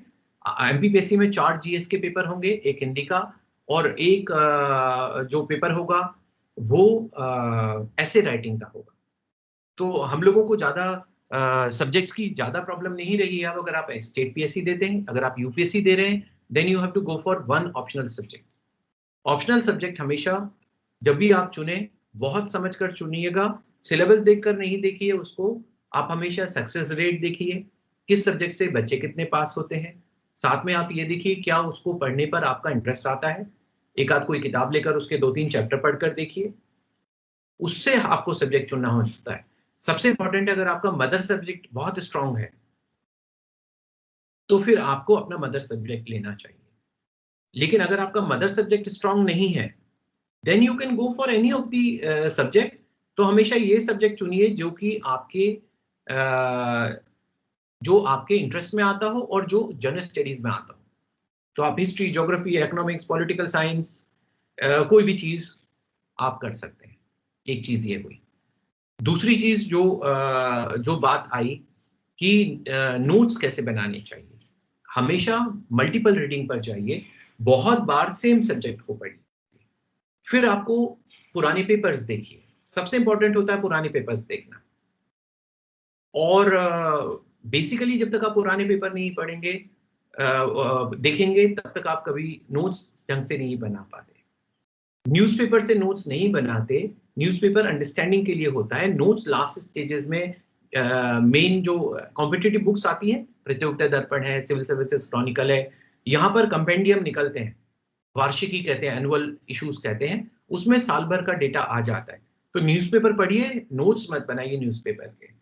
Use newspapers and news channels for creating understanding. समझ के लिए हम लोग उसे करते हैं, ना कि उसके नोट्स बनाने के लिए। फिर नोट्स की जगह हम लोग जो एनुअल बुक्स आती हैं, फिर हम लोग उसे टच करेंगे तो इजी हो जाता है। ठीक है। और पेपर कैसे पढ़ना है, अमन कोई है वो पूछ रहा है कि पेपर कैसे पढ़ना है। पेपर पढ़ने के लिए आपको पॉलिटिक्स के डर्टी पार्ट्स हमें नहीं पढ़ना, गॉसिप हमें नहीं पढ़ना, ट्रिवियल चीजें हमें नहीं पढ़ना। आप सिलेबस देखिए, यूपीएससी का सिलेबस, एमपीपीएससी का सिलेबस देखिए, जो टॉपिक्स टच करते हैं। जैसे उन्होंने कहा कि मध्य प्रदेश ने कालिदास सम्मान इशू किया है, तो किसको दिया है, क्यों दिया है। पद्म पुरस्कार मिले हैं, पद्म अवार्ड्स मिले, तो पद्मश्री किसको दिया है, कौन है वो। तो पेपर को हम लोग इस फॉर्म में पढ़ते हैं। जो एडिटोरियल आते हैं उसको बहुत सीरियसली पढ़िए, क्योंकि एडिटोरियल्स हमेशा थॉट बेस्ड होते हैं, वो आपको एक ओपिनियन देते हैं। और कभी भी न्यूज़पेपर के नोट्स बनाने के चक्कर में मत पड़िएगा, you will waste all of your time, devote all of your time in it. बाद में कंपेंडियम में वैसे भी आ जाते हैं। समसिंग हैज आस्क्ड मी कि क्या बिना कोचिंग के पढ़ाई हो सकती है आईएएस की। इसका आंसर है yes and no.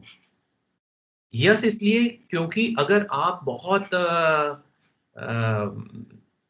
Self driven है और मोटिवेटेड है, बिना ग्रुप के पढ़ सकते हैं, नोट्स खुद बन जाएंगे, आपको अंदाजा है कि सेल्फ स्टडी क्या होती है, तो आप बिल्कुल कर सकते हैं।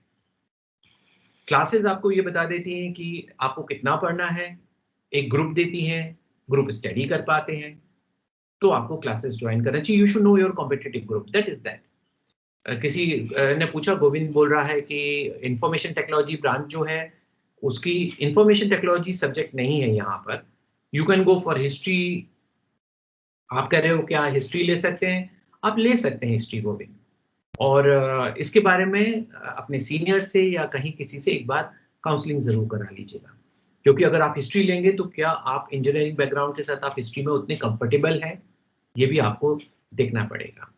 एंड मोनिका ने पूछा है कि how to remain consistent, newspaper और स्टडीज दोनों साथ में बैलेंस कैसे हो। मोनिका, बहुत सिंपल सा फॉर्मूला है इसका। जब आप कॉलेज में पढ़ रहे हैं तो दिन का 1 या 2 घंटे अलग से निकाल लीजिए, 1 to 2 आवर्स, जिसमें कि आप न्यूज़पेपर या न्यूज़ चैनल्स देखेंगे और डिवोटेडली राज्यसभा टीवी देख लीजिए। बहुत अच्छे टॉक शोज आते हैं राज्यसभा टीवी में। लाइव स्ट्रीमिंग भी होती है, यूट्यूब पर भी है। आजकल राज्यसभा टीवी का नाम हो गया संसद टीवी, तो आप संसद टीवी इंडियन पार्लियामेंट्री टीवी है, लोकसभा राज्यसभा दोनों टीवी मिला दिए हैं, उस पर बहुत सारे डिस्कशन आते हैं, उनको देखिए।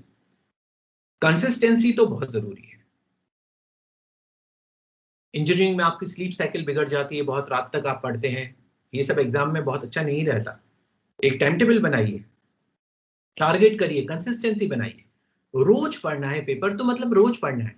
अगर आपने आज पेपर नहीं पढ़ा तो इसका मतलब इंसिडेंट्स नहीं हुए, वो तो होंगे ही, you are not aware of them, तो डेटा गैप आता है। डेटा गैप कभी क्रिएट नहीं करना चाहिए, यू शुड बी रेगुलर। तो पेपर तो रोज पढ़ना है, चाहे कुछ भी हो जाए, कोई भी पेपर। ऑनलाइन ई पेपर आप डाउनलोड करिए, उनको पढ़ डालना चाहिए। अगर आप हार्ड कॉपी खरीदते हैं घर में तो पेपर जरूर पढ़िए, ठीक है। और कॉलेज में भी कोशिश करिए कि आप लोग ग्रुप्स बना लें, जो सिविल सर्विसेज देते, हमारे कॉलेज में होता था, बहुत स्ट्रांग ग्रुप था हम लोगों का, जो सिविल सर्विसेज की तैयारी कर रहे थे। और ये जो ग्रुप होता है, ये आप लोग कोशिश करिए लाइब्रेरी में बैठे इकट्ठा पढ़ें, साथ में डिस्कस करें इश्यूज को। यूक्रेन कर रहे हैं तो 15 बच्चे मिलकर डिस्कस कर रहे हैं। अपने टीचर्स से बोलिए कि वो आपको दिशा दें, कैसे आपको आगे बढ़ना चाहिए, क्या सोच रखनी चाहिए। They will help you, teachers are there for helping you out. हमेशा आस्किंग हेल्प इज नथिंग, हमेशा मांगना चाहिए, ठीक है। और सौम्या ने कुछ लिखा है कि मैं आपको क्वेश्चन पढ़ के बताता हूँ।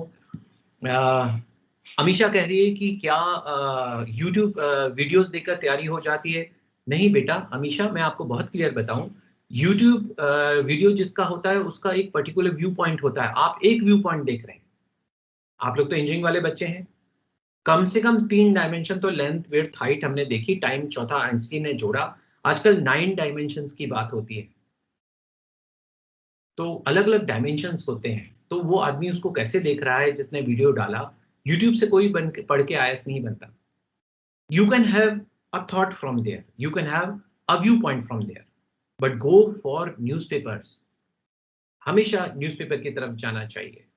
और फर्स्ट ईयर से कैसे तैयारी करनी है, चंदमल ने बोला बेटा फर्स्ट ईयर में आप अगर तैयारी शुरू करेंगे, आप नए इकोसिस्टम में आए हैं कॉलेज में, पहले कॉलेज समझिए कैसा कॉलेज है, कैसे पढ़ाई करनी है, ग्रुप बनाइए, न्यूज़पेपर पढ़ना शुरू करिए। लेकिन एक कॉम्पिटिटिव मैगजीन लगाइए, प्रतियोगिता दर्पण या सिविल सर्विसेज क्रॉनिकल, एमपीपीएससी के लिए भी, और ग्रुप बनाइए।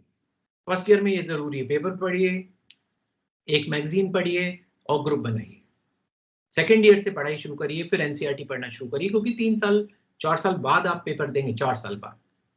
सो it is not early but you have to start. तो आप करंट इवेंट से शुरू करिए।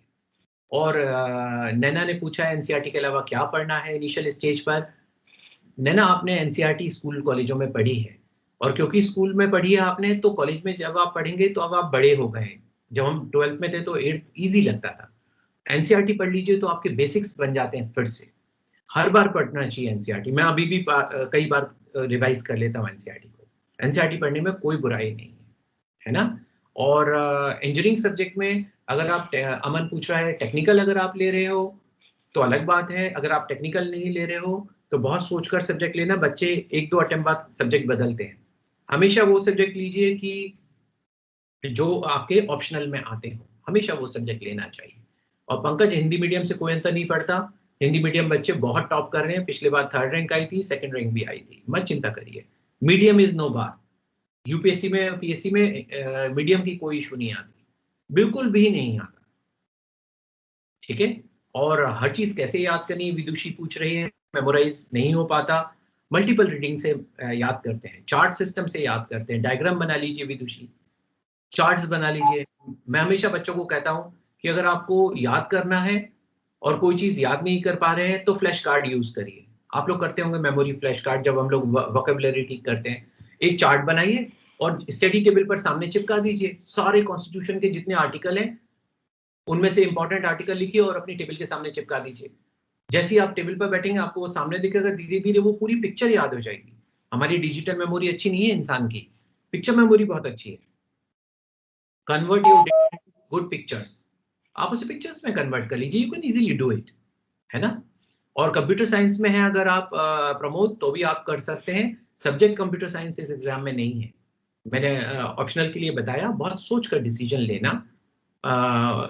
You can buzz me, you can visit our institute also, you can ask Vinay Thapar sir also. हम लोग किसी और तरह से भी आपको ऑप्शनल के लिए मदद कर पाएंगे, है ना। एंड मयंक पूछ रहा है कि क्या शुरू में लोग यूपीएससी टारगेट करें। यूपीएससी और पीएससी में कोई अंतर नहीं है। अगर आप यूपीएससी टारगेट करेंगे तो पीएससी वैसे ही निकलेगा। सेम कॉम्पिटिटिव ग्रुप है यूपीएससी और पीएससी का, बच्चे दोनों एग्जाम देते हैं, ठीक है। एंड एनसीईआरटी बुक्स जो क्लास आप बोल रही हैं Deepali, it starts from class 6 to 12th। Focus असल में 9th और 10th की क्लास का होता है। 9th-10th की किताबें सबसे इंपॉर्टेंट होती हैं। एंड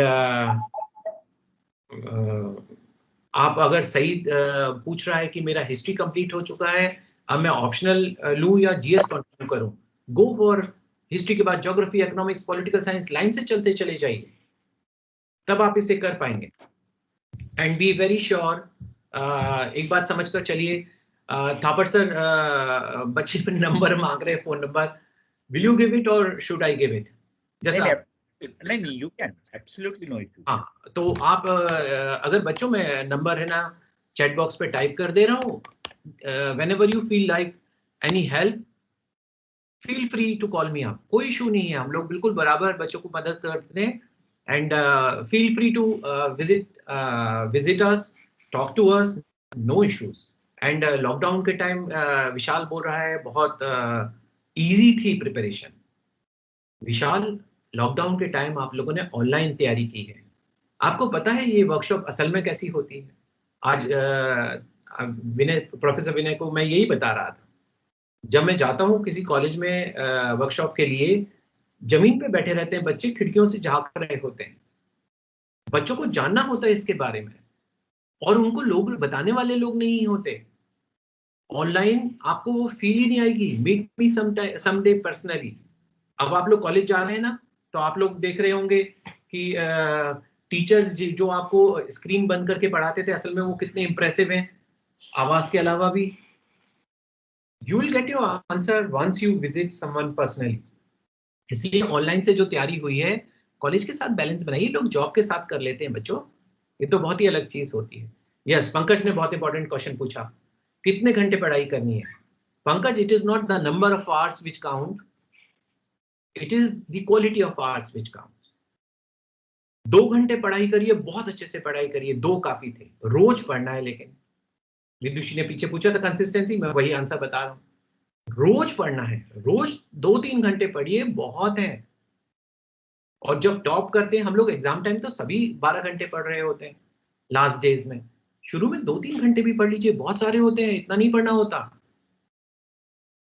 कंफर्टेबली पढ़िए कॉलेज के साथ में, 2-3 घंटे, 2 घंटे निकाल लीजिए इसके लिए, that is more than enough, ठीक है। लेकिन कंसिस्टेंसी 365 डेज, 24/7 में से 365 डेज हम हर बार पढ़ेंगे, रोज पढ़ेंगे, कोई एक्सक्यूज नहीं होगा।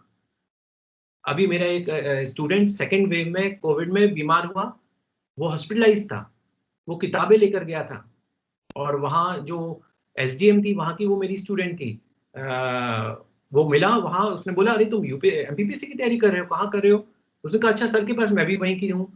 उस लेडी ने उसको, वो जो लड़की है अंकिता त्रिपाठी, अभी भोपाल एडीएम है, वो एसडीएम है, उसने उसकी बहुत मदद की उसको कोविड वार्ड में। तो जो पढ़ने वाले हैं वो कोविड वार्ड में भी पढ़ रहे हैं, जो नहीं पढ़ने वाले हैं वो घर के सारे फैसिलिटी और कंफर्ट के बाद भी नहीं पढ़ रहे हैं। तो अगर आपको जब पढ़ना है कॉलेज के साथ बहुत आसान होता है, कोई इशू नहीं होता। विशाल, अगर आपको कॉलेज जाना होता है, आप 10 से 5 जाते हैं, बाकी तो पूरा दिन रात पढ़िए ना। सुबह 7 बजे उठ के पढ़ के चले जाइए, शाम को 6 बजे के बाद पढ़ लीजिए, 2 घंटे ही तो निकाल लें।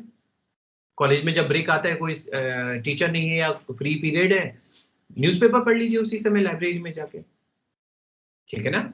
ज्यादा समय नहीं लगता एग्जाम के लिए, ठीक है Vinay sir? I think it is more than enough. It is more than enough from your side, but the students are definitely keen to ask, I think, more queries. So if you have free time, we can continue. Otherwise, हाँ नहीं, मेरे पास बिल्कुल free time है बच्चों, और पूछना है आप पूछ लीजिए, जब तक आपको पूछना है, मुझे कोई इशू नहीं है इसको पूछने का, है ना। एंड बेसिकली देखिए सौम्या ने जैसे पूछा, it's a very relevant question. Civil servant बनने के लिए आप इंजीनियरिंग अगर आप कर रहे हैं तो ये सब्जेक्ट और सिलेबस जो है वो सिविल सर्विसेज सिलेबस से अलग होते हैं। लेकिन बेटा एक बात समझ कर चलिए, सिविल सर्विसेज का सिलेबस अलग जरूर होता है। आप अगर इंजीनियरिंग सर्विसेज देने जाएंगे तो भी आपको ये सिलेबस लगेगा, आप अगर फॉरेस्ट सर्विसेज देने जाएंगे तब ये सिलेबस लगेगा, आप इंडिया के किसी भी जॉब को देने जाएंगे आपको जनरल स्टडीज लगती है। जब आप कैंपस देंगे तब भी आपको जनरल स्टडीज के जो सब्जेक्ट्स हैं ये बहुत मदद करते हैं, क्योंकि जब आप जीडी करते हैं, ग्रुप डिस्कशन करते हैं, पर्सनल इंटरव्यू देते हैं, उसमें ये जो कॉन्फिडेंस आता है ना नॉलेज का, नॉलेज बाहर निकल कर आती है फूट कर। जो नॉलेजेबल बच्चे रहते हैं ना उनको मेकअप की जरूरत नहीं पड़ती, उनका चेहरा बताता है, उनकी नॉलेज बाहर निकल कर आती है। और वो बच्चे कहीं पर भी नहीं रुकते, दे एक्सेल इन एवरीथिंग। इसको एक अपने लिए एक एक्स्ट्रा वेपन मानिएगा अपने पास में, और हमेशा इस्तेमाल कर पाएंगे आप इसको। और सिलेबस अलग है, होने दीजिए, बचपन में तो पढ़ा है आपने, 6, 7, 8, 9, 10 में आपने क्या हिस्ट्री, ज्योग्राफी, इकोनॉमिक्स नहीं पढ़ी है? सबने पढ़ी है। पॉलिटिकल साइंस भी पढ़ी है, फंडामेंटल राइट्स पढ़े हैं आपने, वही तो पढ़ना है हम लोगों को, है ना। और नैना ने पूछा है एनसीईआरटी के लिए कितना टाइम देना है। नैना जितने टाइम में एनसीईआरटी खत्म हो जाए, पहली बार पढ़ने में आपको 10 दिन में एक एनसीईआरटी खत्म होगी, दूसरी बार पढ़ने में 4 दिन में, तीसरी बार पढ़ने में 1 घंटे में, तब से आपको ज्यादा टाइम नहीं देना पड़ेगा। मल्टीपल रीडिंग करिए। एंड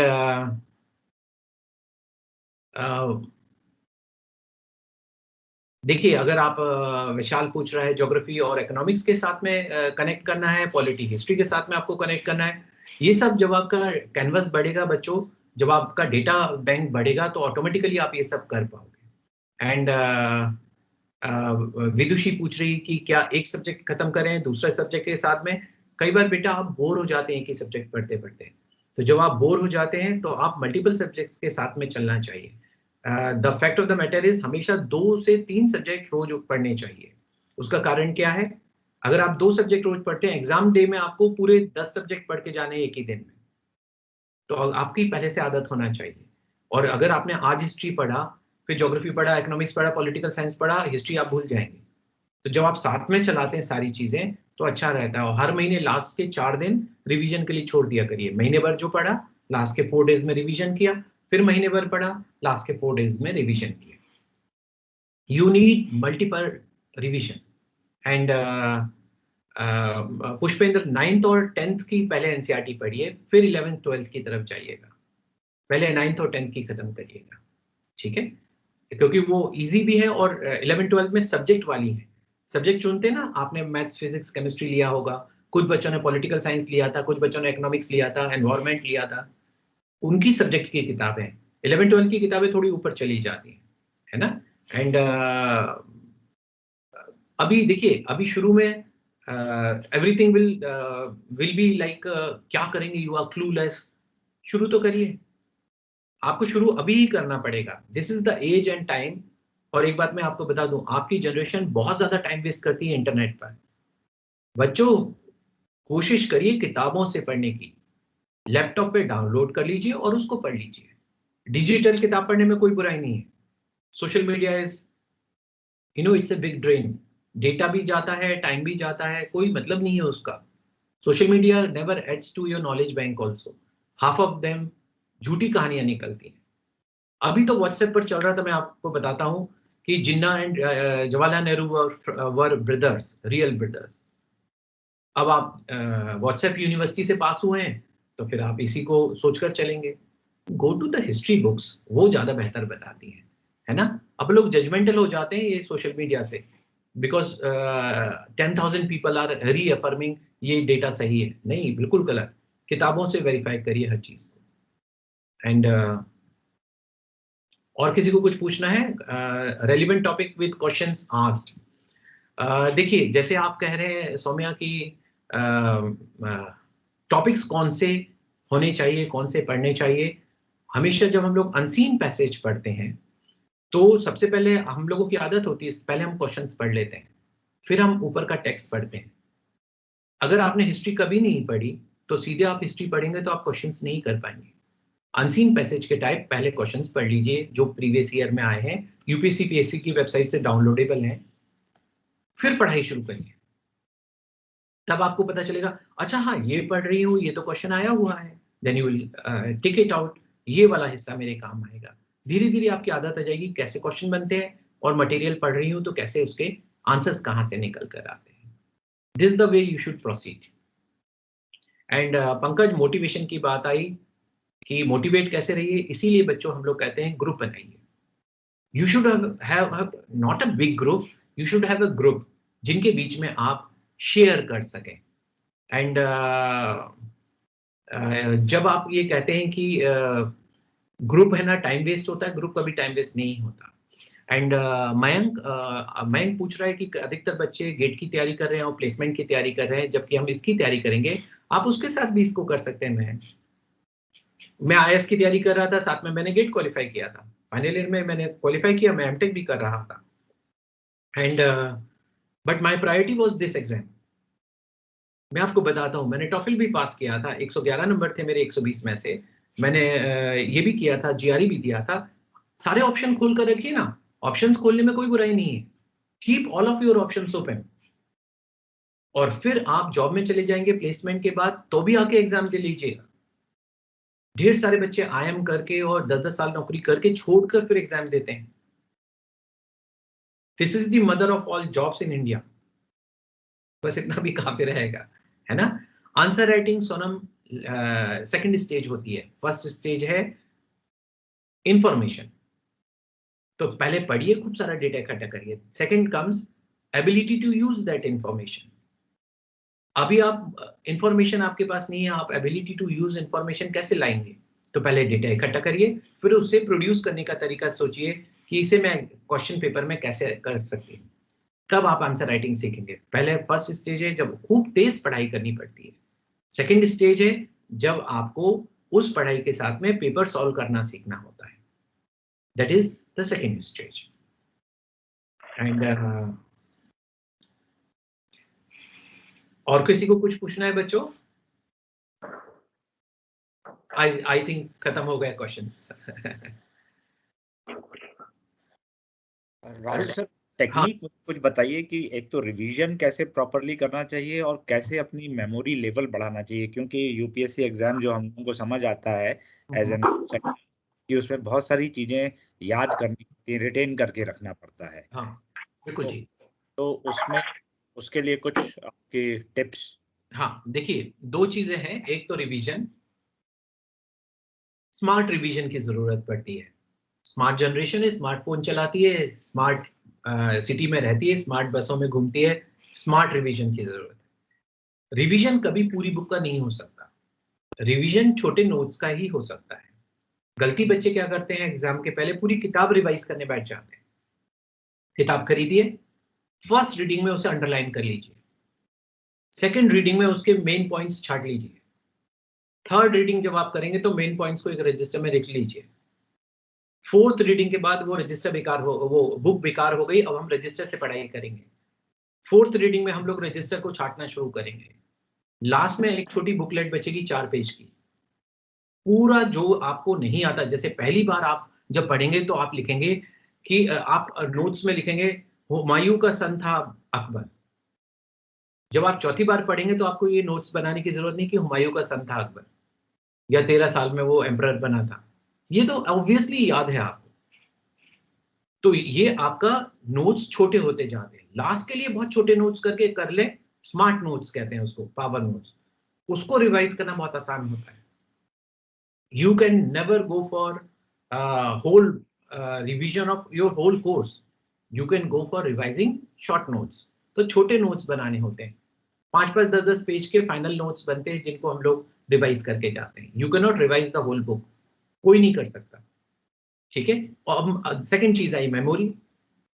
पहला इशू ये है कि जब नोट्स किताब की जगह अब 4 पेज हो गए तो मेमोरी में अपने आप ही आ जाएंगे। सेकंड, नोट्स जब हम बनाते हैं तो उनको इंटरेस्टिंग नोट्स बनाइए, डायग्राम्स बनाइए, चार्ट्स बना दीजिए, कटिंग करके लगा दीजिए कुछ वहां पर। उससे हमें याद रहता है।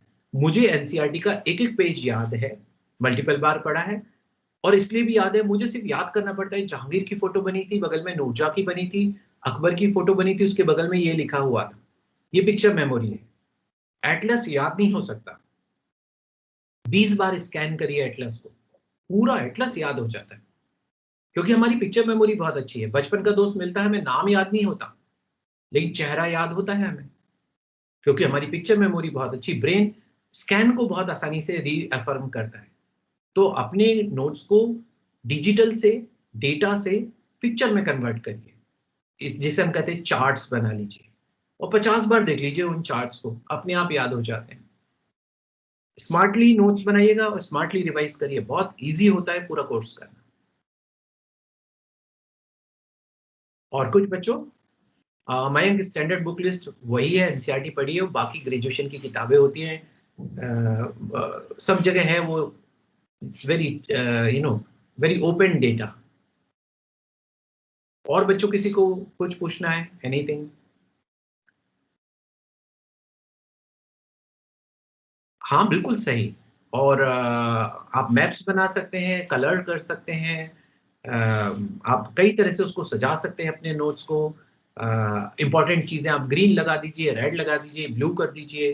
प्रिलिमिनरी के नोट्स, जो प्रिलिमिनरी का डेटा है वो रेड से कर दीजिए, जो मेंस का डेटा है वो ग्रीन से कर दीजिए, अंडरलाइन। इससे आप आसानी से पढ़ पाएंगे उसको। ठीक है? एंड हाँ बोलिए। और न्यू सर, ओल्ड एनसीईआरटी और न्यू एनसीईआरटी में से कौन सी बेस्ट रहेंगी? ओल्ड एनसीईआरटी पढ़ना चाहिए। न्यू एनसीईआरटीज उतनी अच्छी नहीं है, अच्छी है, बट जैसे हिस्ट्री की किताब है, पुरानी एनसीईआरटी एंशिएंट मेडिवल मॉडर्न थी, उसमें हिस्ट्री ऑर्गेनाइज भी हुई थी। नई एनसीईआरटीज जो है वो है सम थीम्स इन इंडियन हिस्ट्री। अब वो जो थीम्स है उसमें क्या किया है उन्होंने, लिया विलेजेस, तो स्टार्ट से लेकर एंड तक अभी तक विलेजेस कैसे ग्रो किए, आर्ट, तो आर्ट उन्होंने शुरू से आखिर तक ले लिया। अब प्रॉब्लम क्या आती है, हमारा हिस्ट्री का इससे फ्लो चार्ट नहीं बन पाता मन में, क्योंकि एक बार हम विलेज पढ़ रहे हैं मौर्य के, दूसरी बार हम विलेज पढ़ रहे हैं गुप्ता के, फिर हम आर्ट में गए, फिर विलेज पढ़े मौर्य के और गुप्ता के, तो कनेक्ट नहीं बनता। पुरानी एनसीईआरटी फ्लो में है, एक एक स्ट्रिंग में बनी हुई है। That is why if you study it from using old NCERTs, they are more organized and they are easy to understand also. और बच्चों, और कुछ?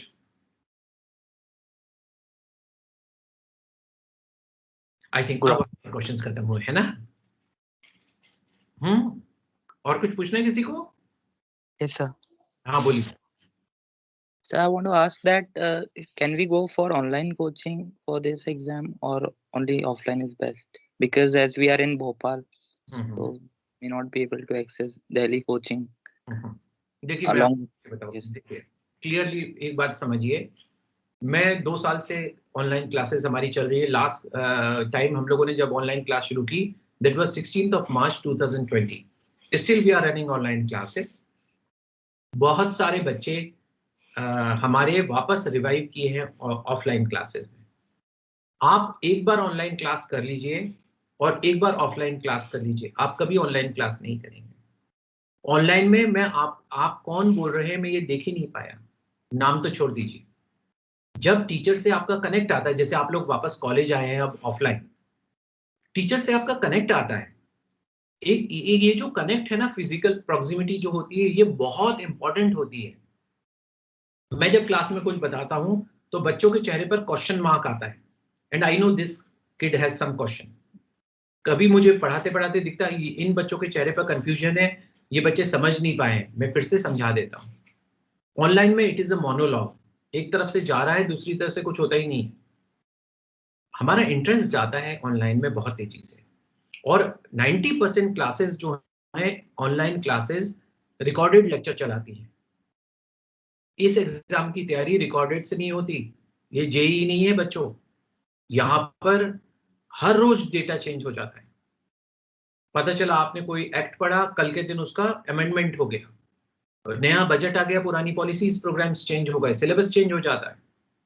तो रिकॉर्डेड लेक्चर्स जो पढ़ते हैं बच्चे, वो एक फिक्स्ड फॉर्मेट में पढ़ते हैं।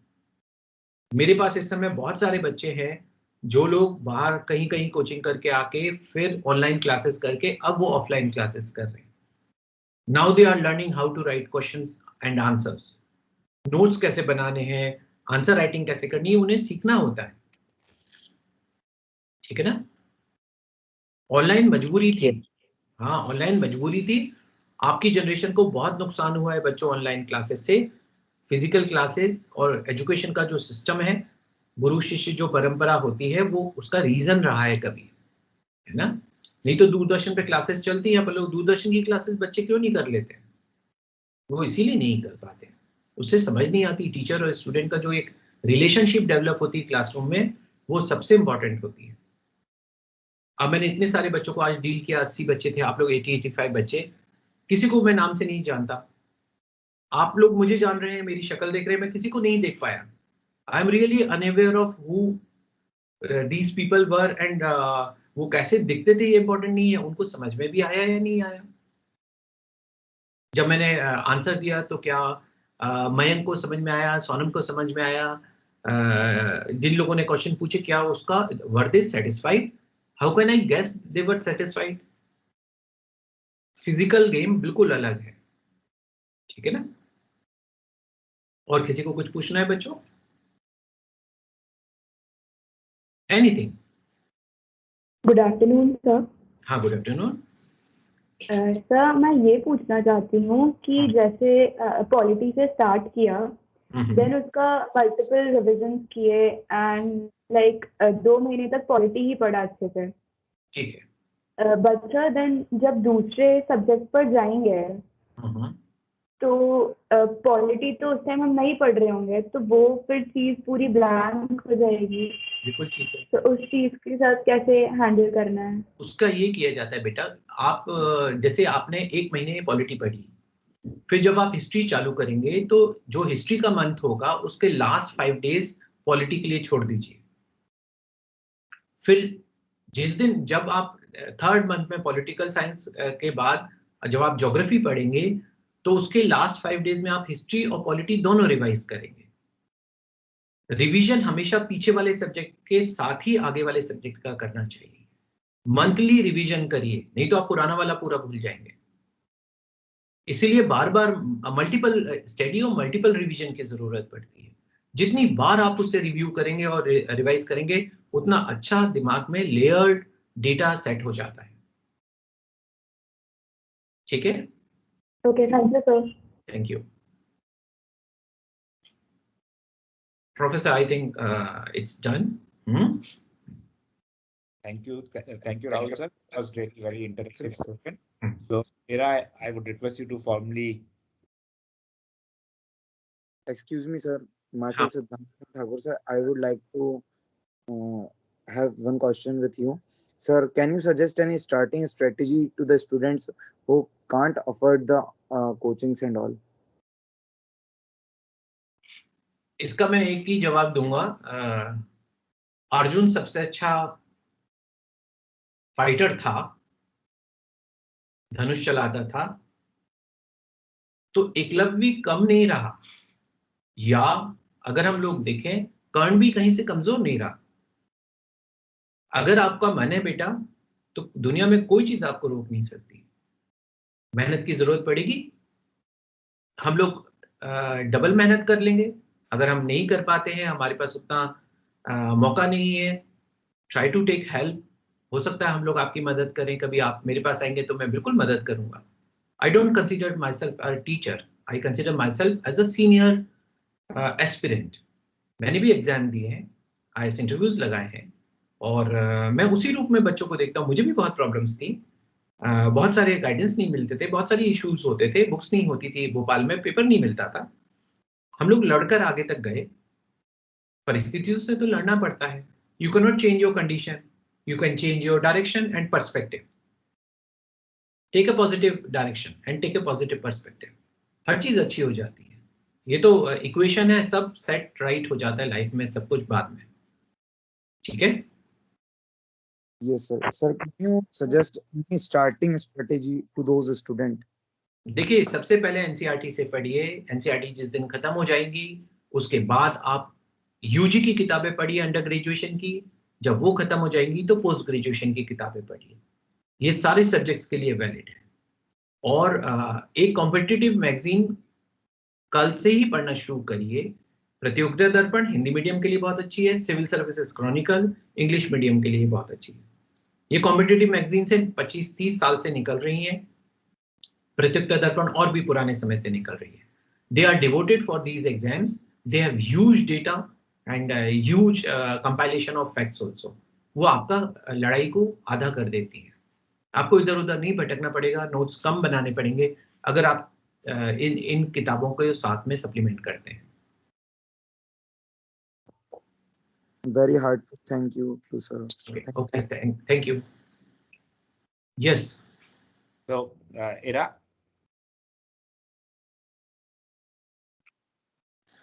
We are truly thankful to you, sir, for all your encouragement and motivation, for inspiring us to be confident and to never give up on our dreams. We truly appreciate your optimistic and insightful teaching approach. I am pleased to extend my warmest regards on behalf of the department. Thank you and have a great day. Yeah, same. और सारे बच्चों के लिए भी thank you बच्चों, आपने एक अच्छा करियर की तरफ फर्स्ट थॉट बनाया है। Thank you Vinay sir. Thank you sir. Thank you Rahul sir. Thank you very much. Thank you.